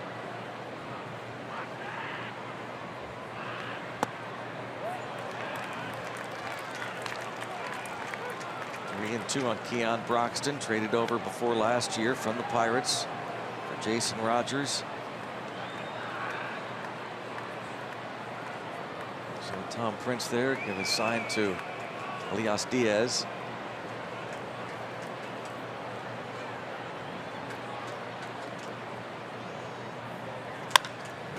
That's a fair ball. Into the corner. And Frazier with some trouble. A run will score at a 7-3.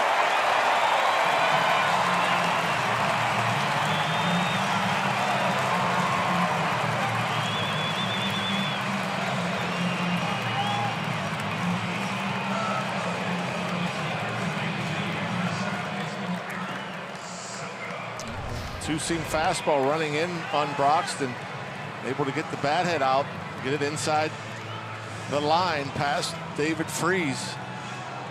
Couldn't exactly see from where we are what happened. Yeah, that ball kind of came up and gets by Adam Frazier.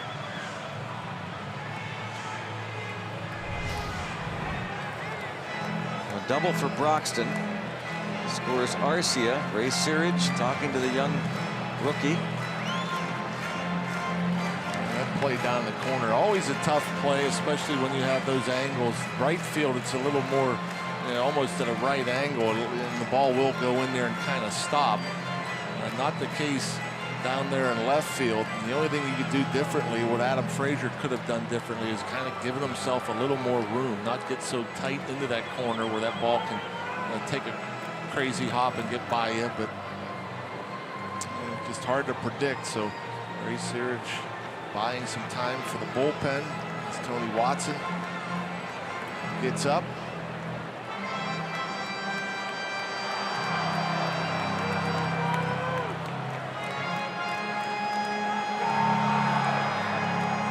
Lefty hitting. Eric Sogard is 2 for 3 against Chad Kuhl. Kuhl 98 pitches in his 5 innings of work. And now Diaz guns to third, and Broxton is going to be out. That's a tough out right there. I mean, for the Brewers, again, you're down 4 runs. There's nobody out. You have a chance to manufacture another, at least one here in the 6th. There's a lot of ball game left. You can't make outs on the bases. That's just a poor decision by Broxton. There's times to be aggressive. There's times not to be aggressive, and this is not a time to be aggressive, as Diaz does a great job of recovering, able to pick it up with the bare hand. That ball beats him by 10 feet. But even if it's changed, might be, it's still a bad decision. I mean, you have to know as a base runner, I'm down 4 runs. There's nobody out. I don't want to make the first out at third. I don't want to make it out on the bases, period. With 1 out, maybe. But in my mind, I got to be thinking, if I'm going to advance 90 feet, I have to advance 90 feet without a play. I got to be able to get there standing. I can't afford to make a mistake on the bases.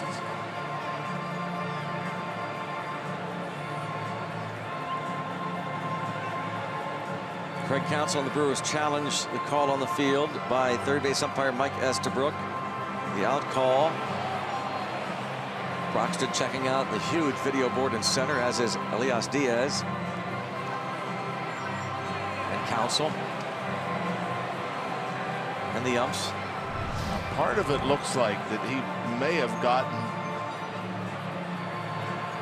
Man, that's so close. That may have gotten that left hand in there before the tag comes up around the belt.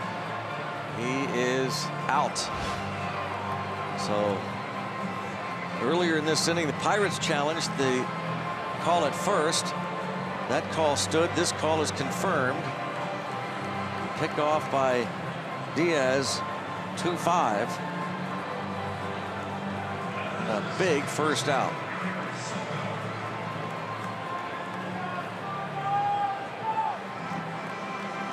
Keon Broxton trying to advance on a ball in the dirt. And that's a big break.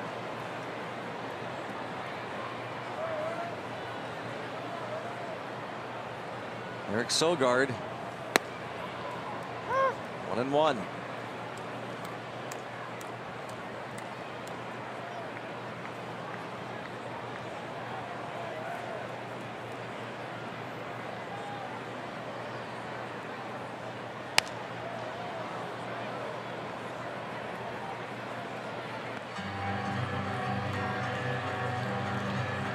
Sogard against Chad Kuhl doubled in the first, struck out on a 3-2 pitch in the second, and a bunt single in the fourth.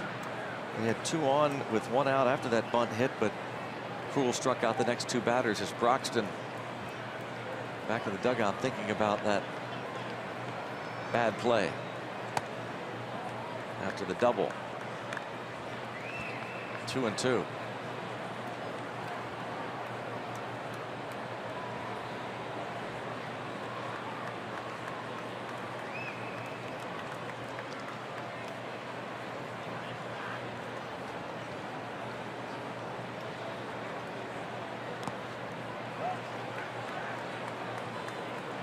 Full count on Sogard. He's done a good job of seeing some pitches,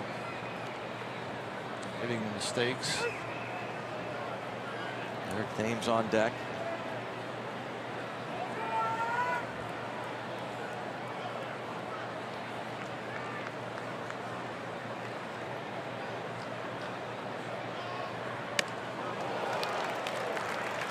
And now Sogard is on.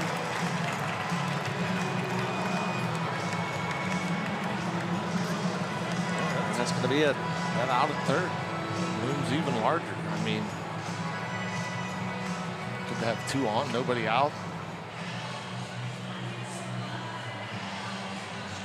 Clint Hurdle going to bring in Tony Watson to face the left-handed hitting Thames. Tony Watson coming in the 6th inning with a man aboard and 1 out.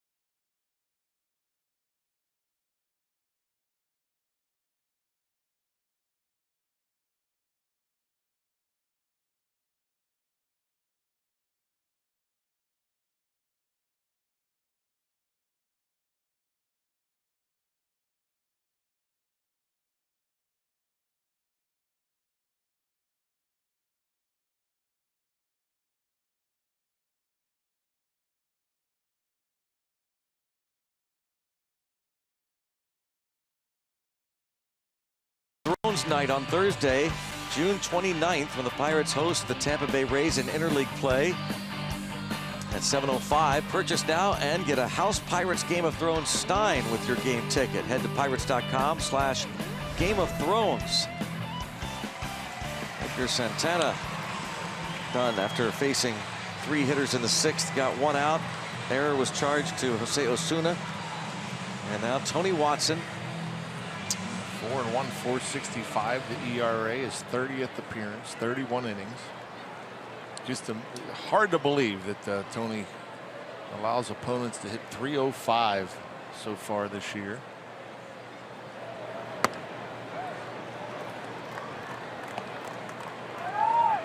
And really hard to believe if you look at the splits this year for Tony Watson. That is what really is a stunner. Lefties are hitting .349 against Tony Watson.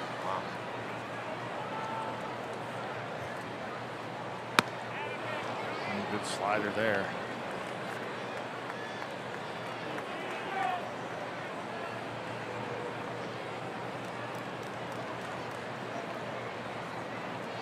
Thames was 0 for 3. There are the splits.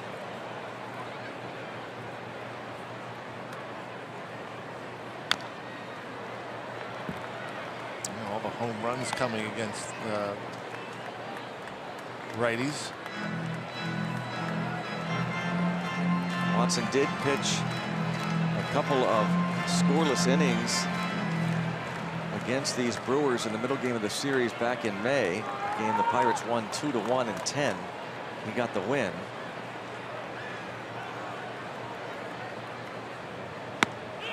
And Thames goes down for a 3rd straight time in this ball game, and for the 6th time in the first 2 games of the series. Yeah, he has not looked good. The Pirates have pitched him tough. They've got him with fastballs. They've got him with breaking balls, and that was a real good breaking ball from Tony Watson. A big sweeper. Just kept running away from the bat. And the big power hitting lefty.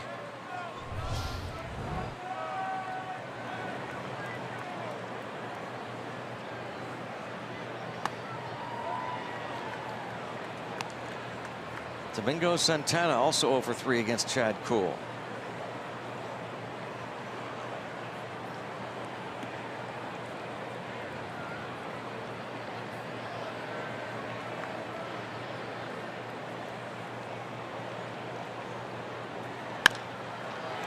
That's a fair ball. Just inside 3rd.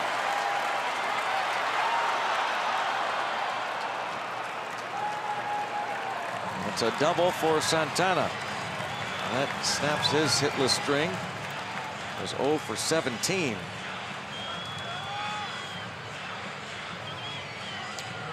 Yeah, just a chopper. He didn't get extended on it. He just pounded it into the ground, and lucky it stayed fair, just inside the line once again. That time Frazier charges it nicely. He knows it's going to come off that little angled part, so he is able to come in and get to it quickly. A little bobble, but wouldn't have made a difference.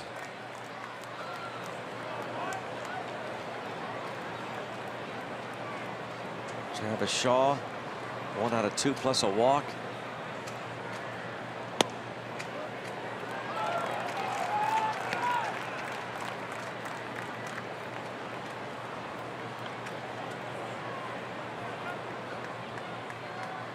Daniel Hudson up in the Pirates pen.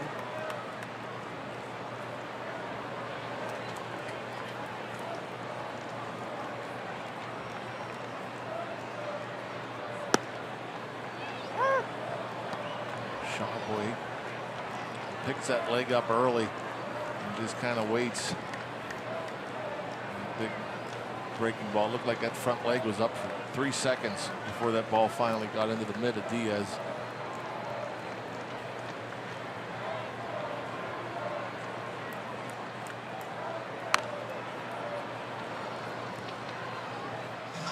That was a very late swing. 94 on the hands.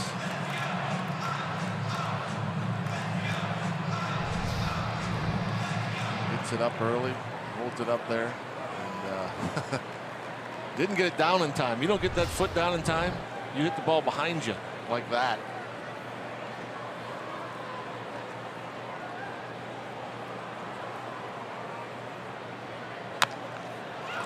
Tough play coming up here. Freese going to barehand, and he's going to get him. David Freese gets Travis Shaw. The Brewers score an unearned run. Tony Watson, after striking out Thames and giving up the double to Santana, gets Shaw to chop one. Freese makes the play. Bucks up 7-3.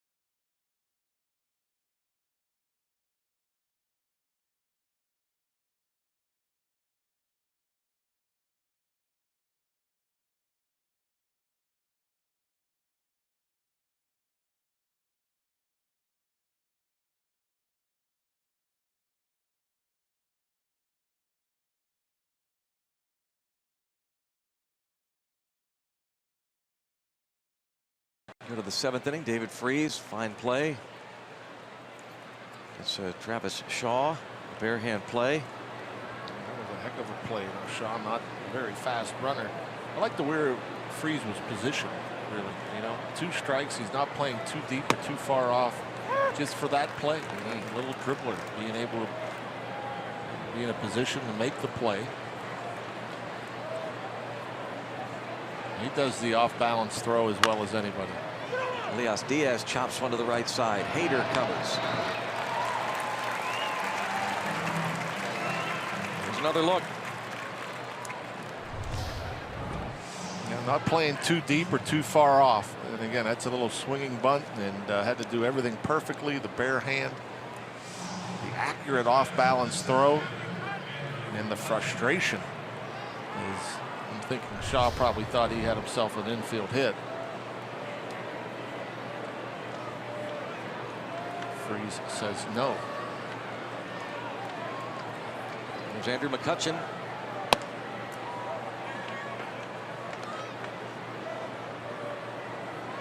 Average up to 268 now with the 14 homers and 43 RBIs.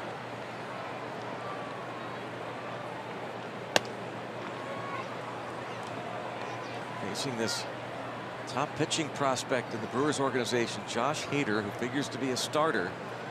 They called him up earlier this month. Work out of the bullpen initially. Love this arm. 3-0. AAA, unfortunately for Brewers prospects, is in Colorado Springs, especially the pitching prospects, not so much position player prospects. As the ball flies down there. He walks McCutchen on 4 pitches.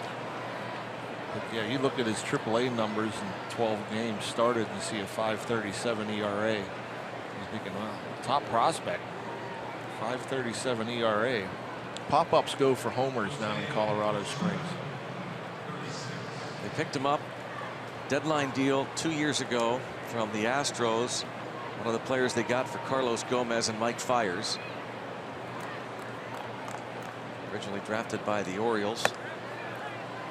And ball 1 to Jose Osuna, so right away Pena out to talk to him.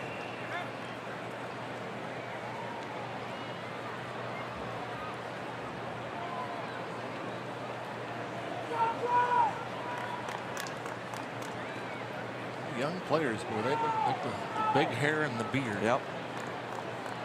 He's definitely in.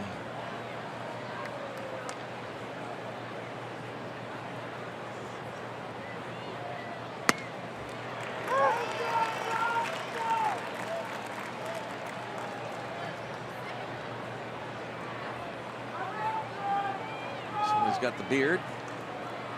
Trevor Williams. Talking there with Jameson Tyone. Trevor Williams goes tomorrow night. Ivan Nova on Thursday afternoon. Then the Pirates head to St. Louis. And again, a reminder, they're back home for a 6-game homestand. A 3-game series with the Tampa Bay Rays. And then the Giants will be in. Right at the shortstop. 7th inning stretch here in Milwaukee. Pirates need 9 outs from the bullpen.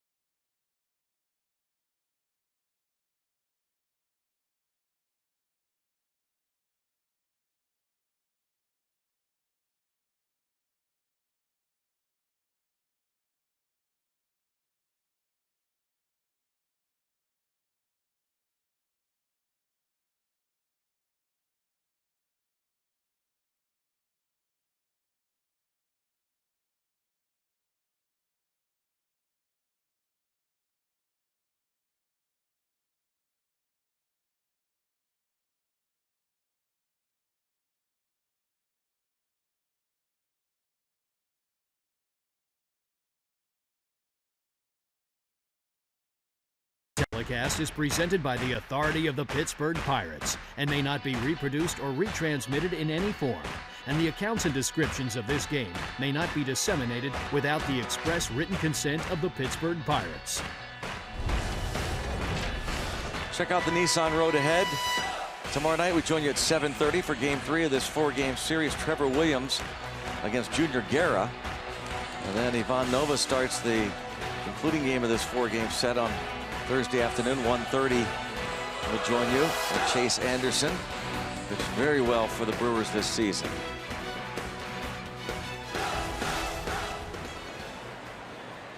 Daniel Hudson on the mound for the Pirates. Manny Pena at the plate.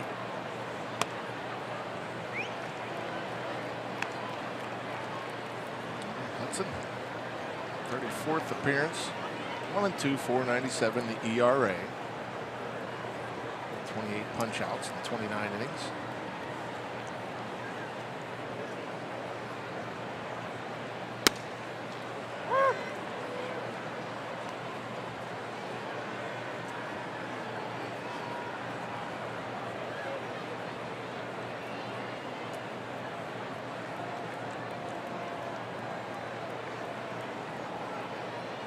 Juan Nicasio, by the way, is fine, according to Clint Hurdle. He was available even on Sunday.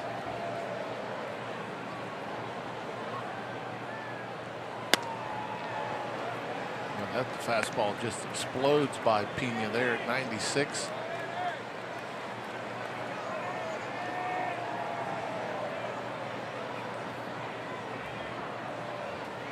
One ball, 2 strikes.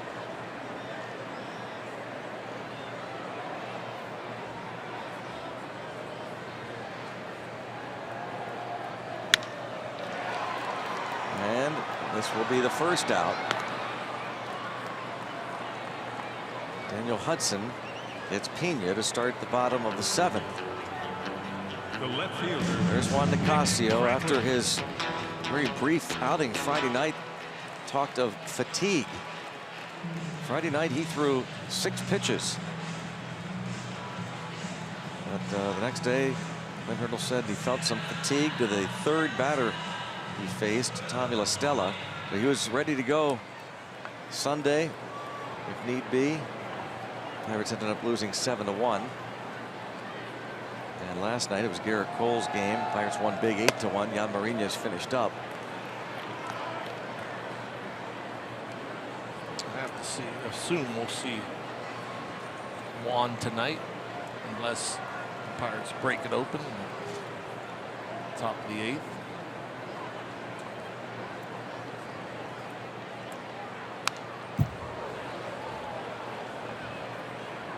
Ball and a strike on Franklin, who has been on base 3 times. Chad Cole, 5 innings, couple of runs, 7 hits. Franklin homered off of him in the 2nd, and then drove in a run with a double in the 3rd.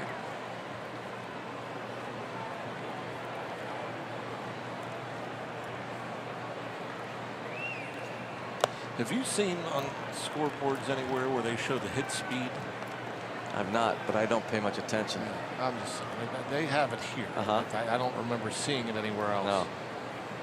And I just noticed it literally on that foul ball that Franklin hit. So every batted ball? It shows the hit speed. that? It shows the pitch speed, yes.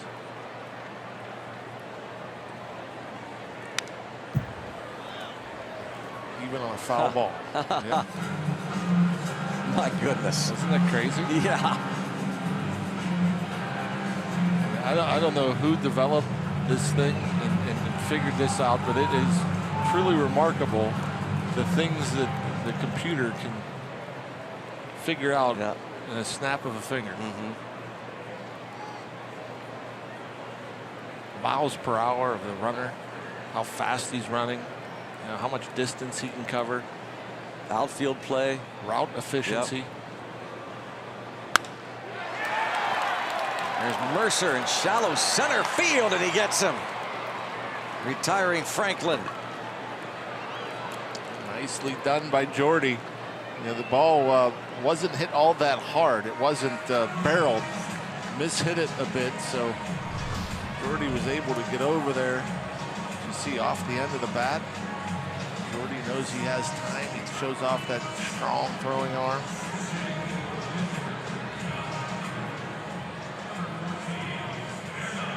Jordy Mercer has gone 47 games since his last error.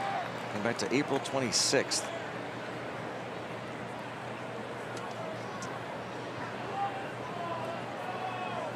Statistically speaking, in terms of fielding percentage and batting average,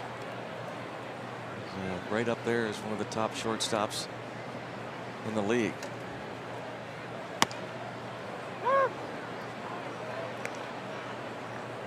Hernan Perez pinch hitting for Hader.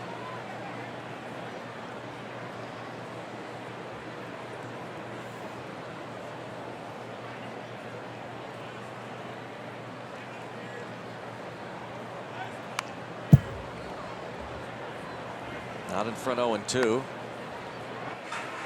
Carlos Torres will be next for Milwaukee.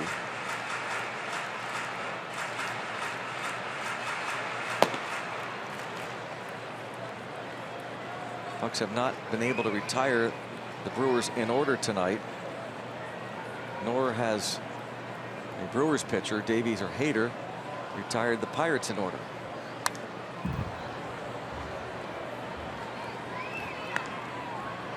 Hudson trying to do that would be a shot in the arm for this Pirates bullpen. Again, as Clint Hurdle and Ray Searage try to figure it all out. Ideally, those roles are defined. That's the way it's been for a number of years in the Pirates bullpen. You knew who was pitching the 9th, who was setting up in the 8th, 7th. And a pop up on the infield. Nicely done.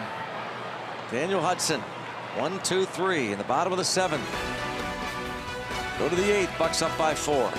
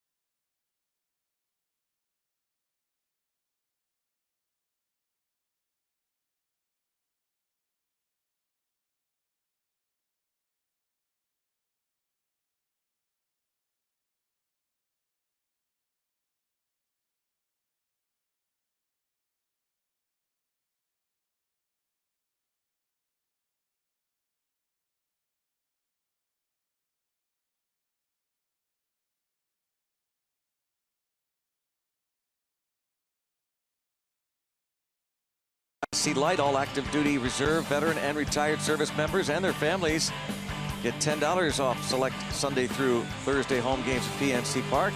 For more information, go to pirates.com/military. Gregory Polanco and Jose Osuna got the Pirates off to that big early lead. Osuna 3-run homer. Polanco had a single, has 2 hits tonight. Bucks up 7-3, going to the 8th.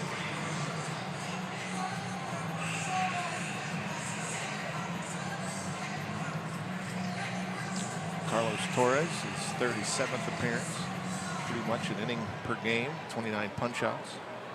ERA just under 5, opponent average just under 3.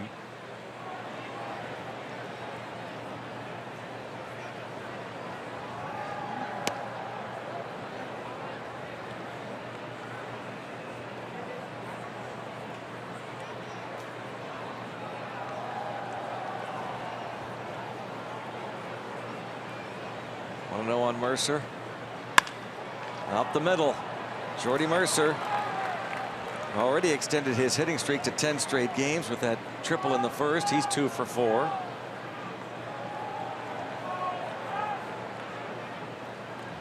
Now Josh Bell will pinch hit for Hudson.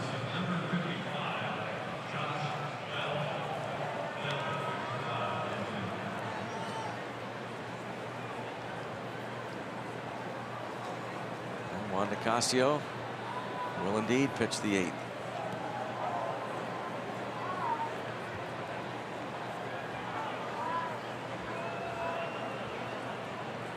The Cardinals and the Phillies were tied at 1 going into the 11th inning, and Cardinals explode for 7 at the top of the 11th. Yadier Molina, Tommy Pham hit home runs.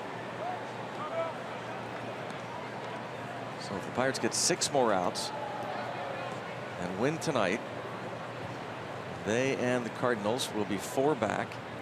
Chicago, the Cubs, are leading 2-0 in the 8th inning at Wrigley over the Padres. They could be just a half game back after tonight. Things remain jumbled in the Central.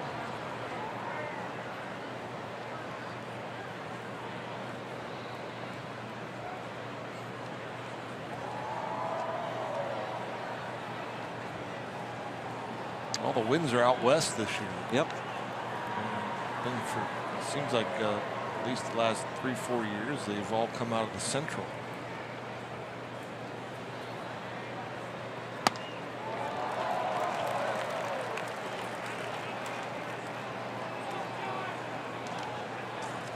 Bell last night 0 for 5.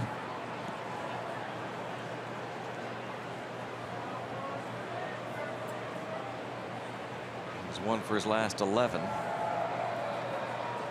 Actually won for his last 12. How did he hit that? Don't know.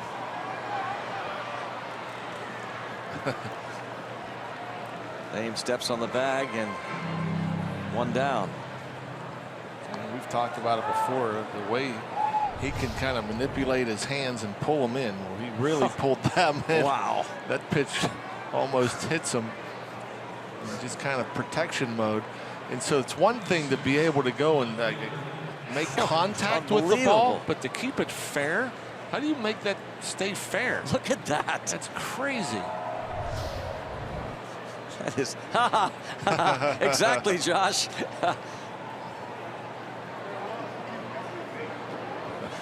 That is unbelievable. Something you'd see in wiffle ball. Yep.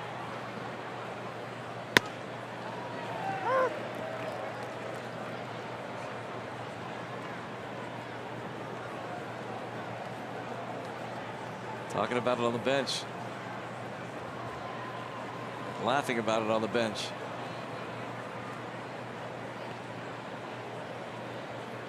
Adam Frazier. He has one of the 11 hits.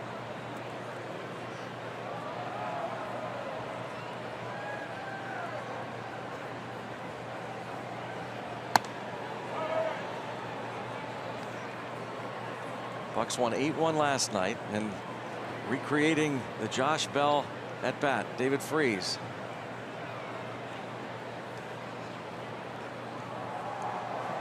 Crazy stuff. Ray Searage had a comment that Buckles McCutchen and hit towards center. Broxton in left center. And Mercer will move up 90 feet. 2 away.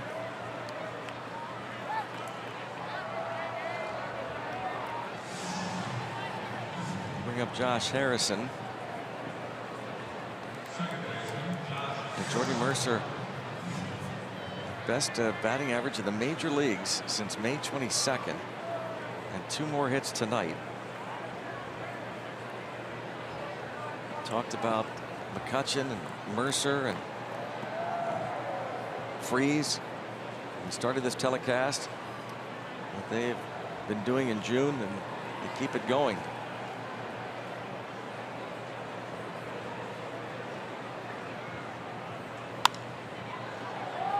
Freese has extended his on-base streak to 18 straight games. 10-gamer now for Mercer, 10-game hitting streak. And of course, McCutchen on base 4 times, 3 hits, 3 more RBIs, another home run.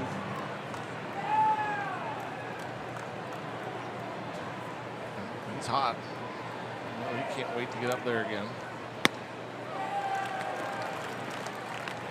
How about Jay? I wonder if anybody's like an everyday player has ever been hit more times than they've been walked. He's at 14 and 17. 17 walks, 14. My gosh. Marte might make a run at Yeah. that too. I mean, I just remember last year it seemed like he may have been hit more times than he's walked.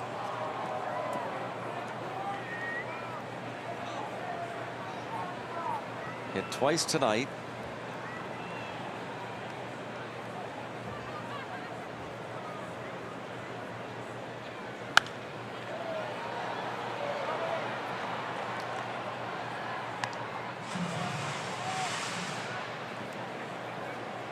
Jameson Tyone and Trevor Williams. Part of the next homestand, we talked about the Tampa Bay Rays are coming to town Tuesday night, 3-game series. And then the Giants, and a Jameson Tyone replica kids jersey will be given away that Sunday game. Go to Pirates.com and check it out. And a liner to short will end Pirates half of the 8th. Juan Nicasio will be coming on. 6 more outs to get to within 4 of the Brewers in the Central.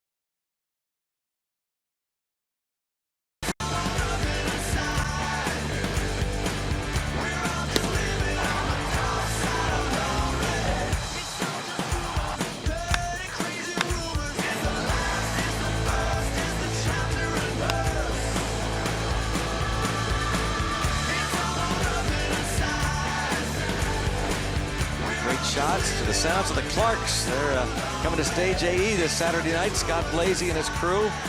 Great Bucco fans. Oh, see the Clarks Stage AE this Saturday night. It's going to be in St. Louis this weekend.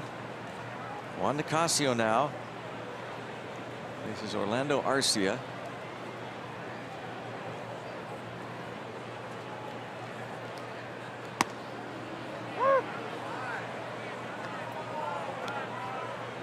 On 33rd appearance, 1-3, 2.45. The ERA, opponents hitting just 2.36 against him.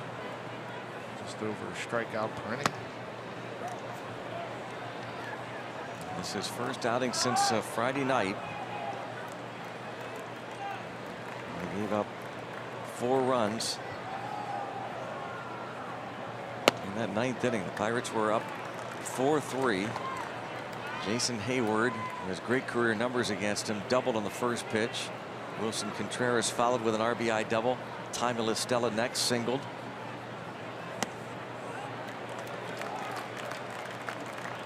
Behind 3-1, and then an intentional walk was ordered, and that was it for Nicasio.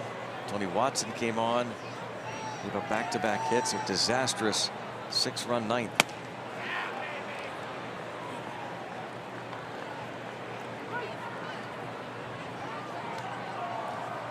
And 3-2.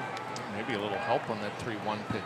Arcia not looking to get on base there, looking to hit a ball as far as he could. Borderline strike.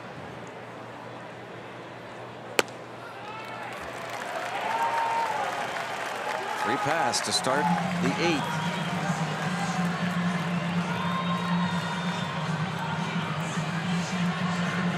Brings up Keon Broxton.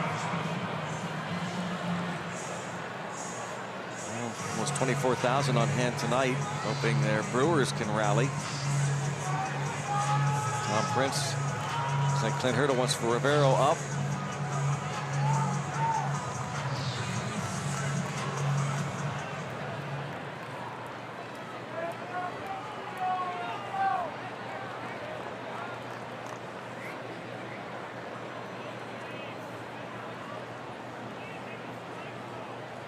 Broxton RBI double in the 6th against Edgar Santana.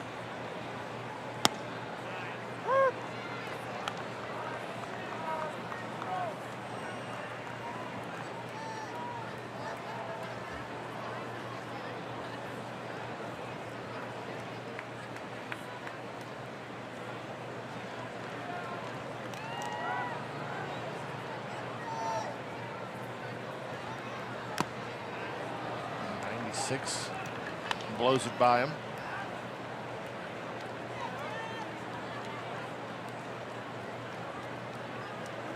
Juan Nicasio was in the Pirates rotation in the start of last year. Did he not lead the team in strikeouts? I think he did. 138.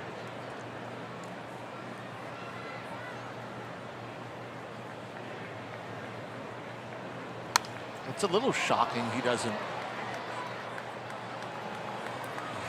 racked up strikeouts this year like he did last year. I mean, he's just pretty much at a strikeout per inning. His stuff's the same. Maybe throwing more fastballs. Seems like he's throwing more fastballs this year than sliders. I mean, he used to. Yeah, that slider was devastating. Yeah, he used to just bury righties with that slider and go to it as an out pitch. Let's see if Diaz calls for it here. He does.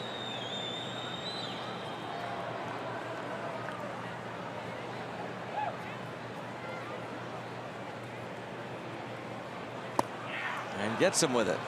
Nowhere close. Broxton strikes out again, adding to his league-leading total. Real close to that one. And after seeing the fastballs in, and he was late and way out in front.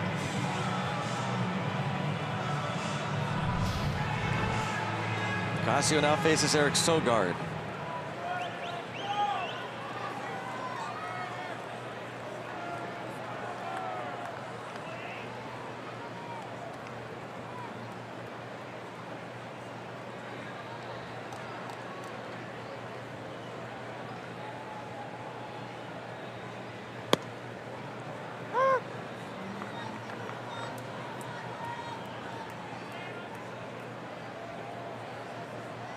Sogard's first 3 at bats were against Chad Kuhl. Still in line to get a W. Kuhl went the minimum 5 necessary.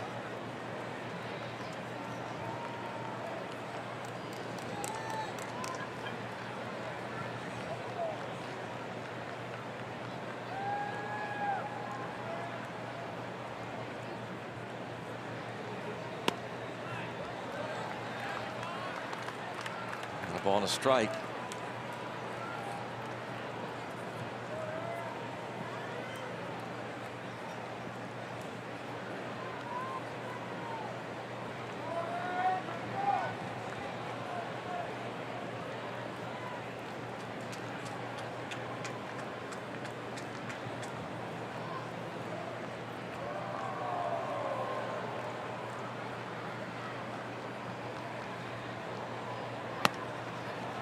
Diaz again guns it toward first.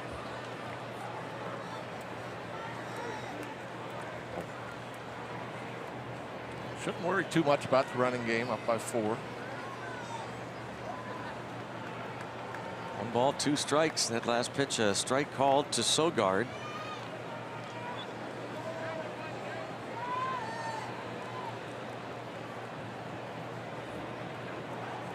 Just not looking to locate either. Juan just came right at Broxton with fastballs in the zone, and 2 right there to Sogard.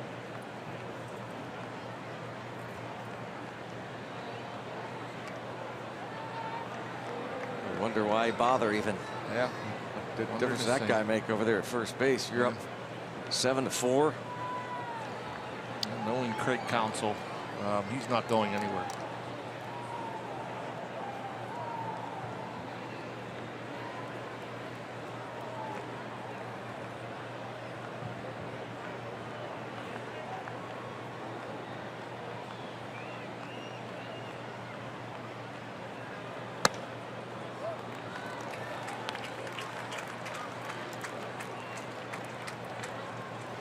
Two and 2 on Sogard.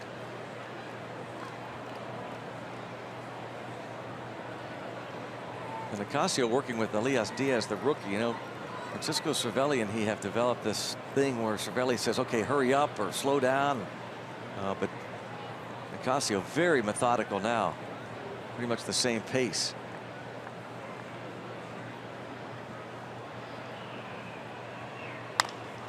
Tap toward third. Freese gonna barehand and get him. Oh my goodness. David Freese goes with a barehand play deep third and gets the out of Sogard, 2 away.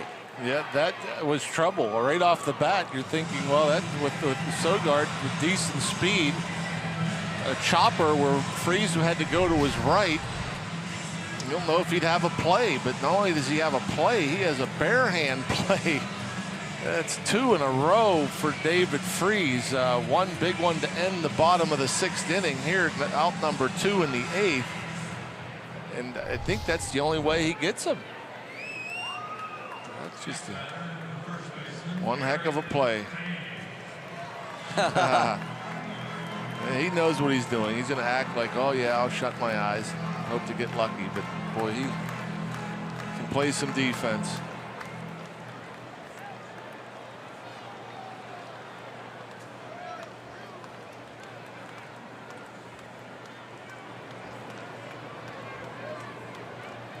Eric Thames now with the runner at second and 2 outs in the 8th.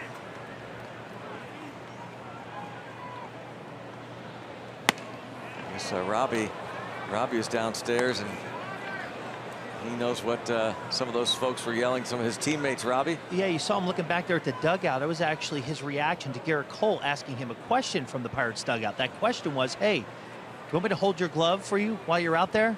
That was what got his attention and the subsequent reaction. All the guys in the dugout pretty impressed with that barehanded play by David Freese. 2 barehand plays the last 3 innings, so they figure why not just keep your glove in here. It was a moment ago, the dugout yelling, hey, let's keep the dugout. Keep that glove in here.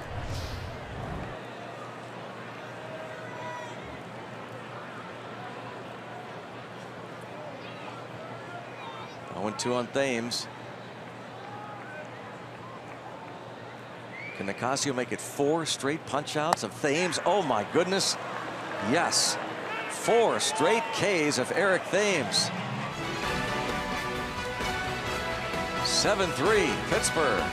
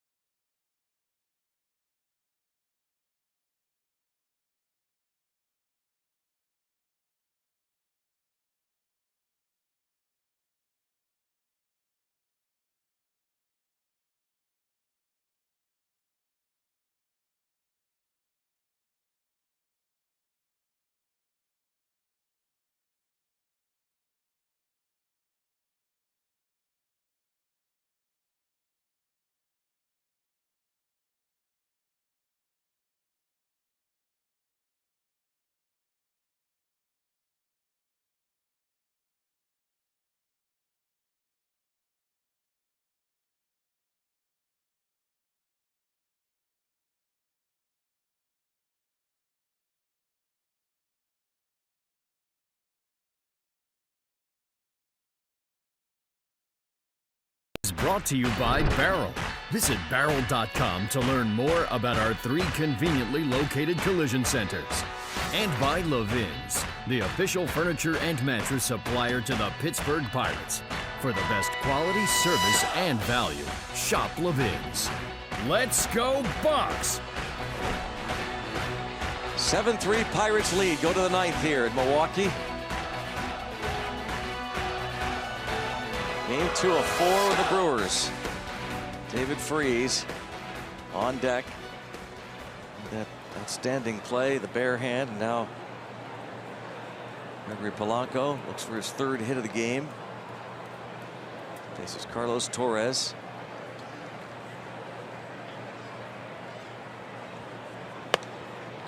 Torres has one of those fastballs that takes off. Just watching the hitter and the reaction, it just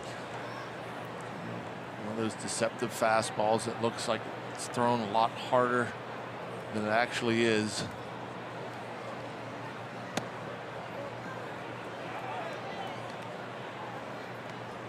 Felipe Rivero. It will not be a save situation, but 3 very important outs to get.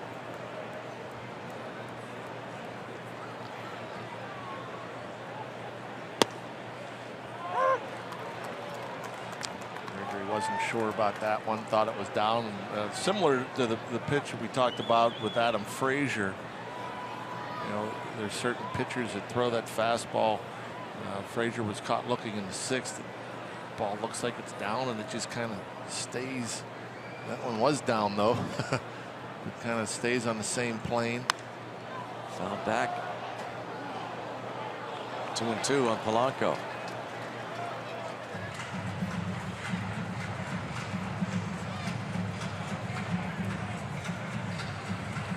Two hits last night. And 2 more tonight.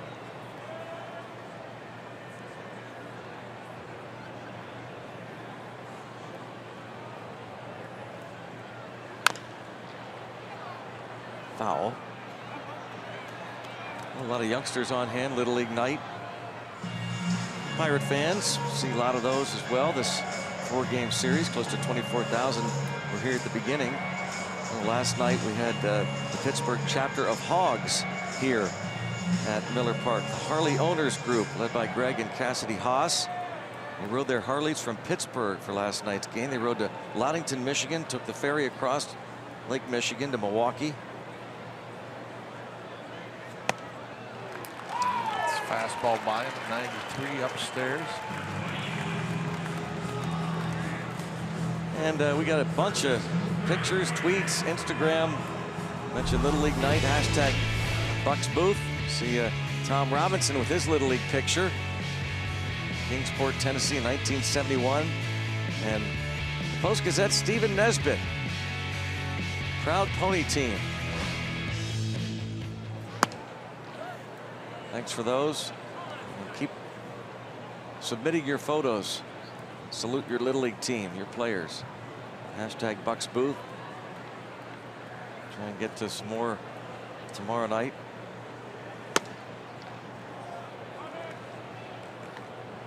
David Freese grew up in the St. Louis area. Big Cardinals fan. Ended up playing for the Cardinals. He was a World Series hero. And Torres will retire him for the second out. Which means Elias Diaz is going to have to find a way to get on base for Andrew McCutchen to come to the plate. There we are, black and gold, spotted throughout Miller Park.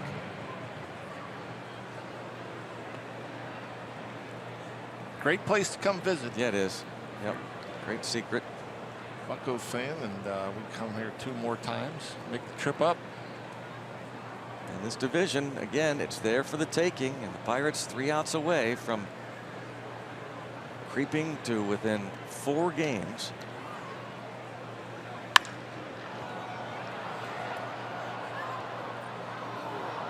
A long way on the other way, hit by Diaz.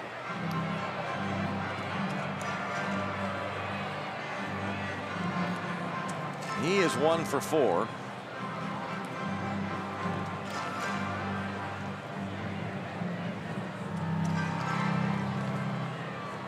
Every one of the starting 8 position players has at least reached base safely.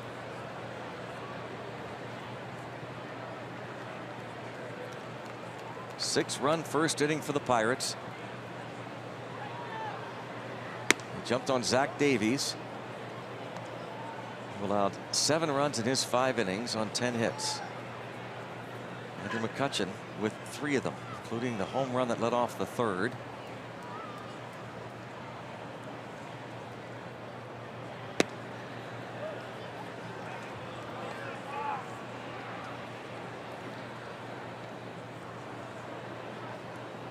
Cardinals beat the Phillies 8-1 in 11. Cubs are leading 4-0 over the Padres in the 9th at Wrigley. And popped up. Santana will make the catch. Pirates go down in order for the first time tonight. See if Felipe Rivero can have a quick, efficient bottom of the 9th.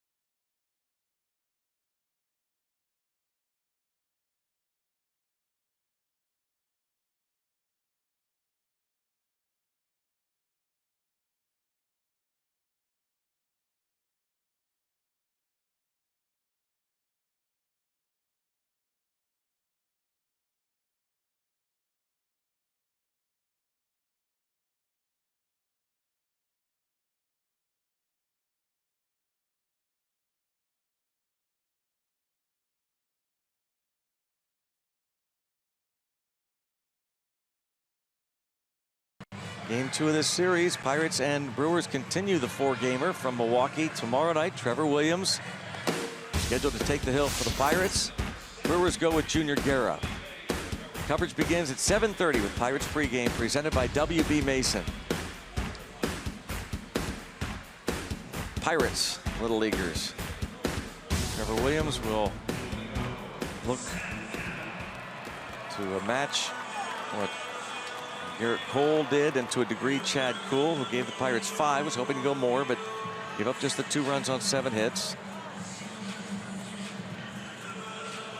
For his 2nd win of the season, Felipe Rivero.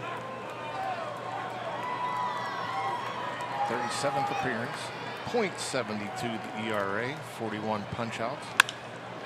1 pitch. 1 quick out. That is what you really like to see, because though it's not a safe situation, again, 3 big outs, now 2 outs, and you want to have him available for tomorrow night. It's been impressive since he's been closing out games. His 3 saves, all more than an inning, and all 3 times under 20 pitches. Yeah.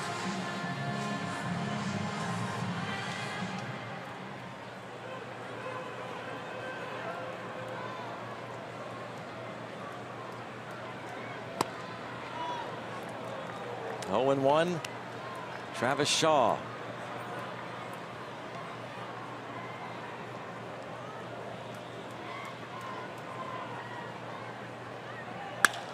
Ground ball. Backhand Harrison. Out number 2. 3 pitches. 3 swings. 2 quick outs. Nothing better than this. Felipe Rivero came on in the 9th inning on Saturday and shut the door, got the last 5 outs. Now Manny Pena.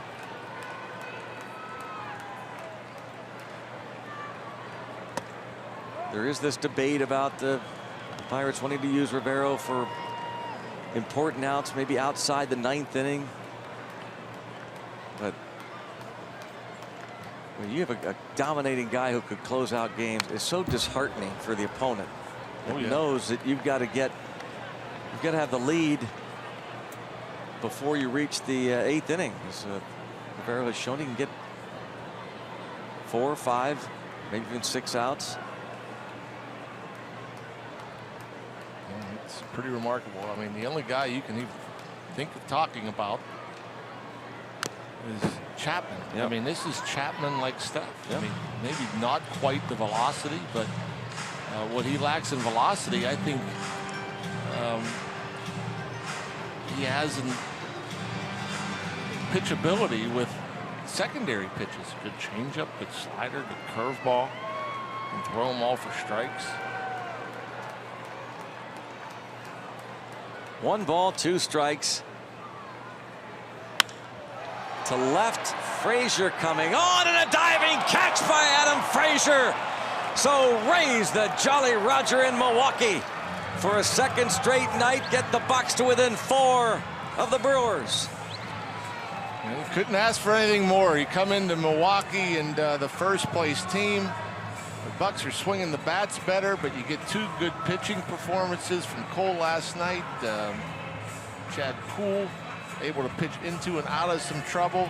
The offense again making a statement in the 1st, putting up the 6th spot. Some good defense. You saw the way it ended up there with Adam Frazier, but David Freese with some nice plays. Just a all around just good ball game once again.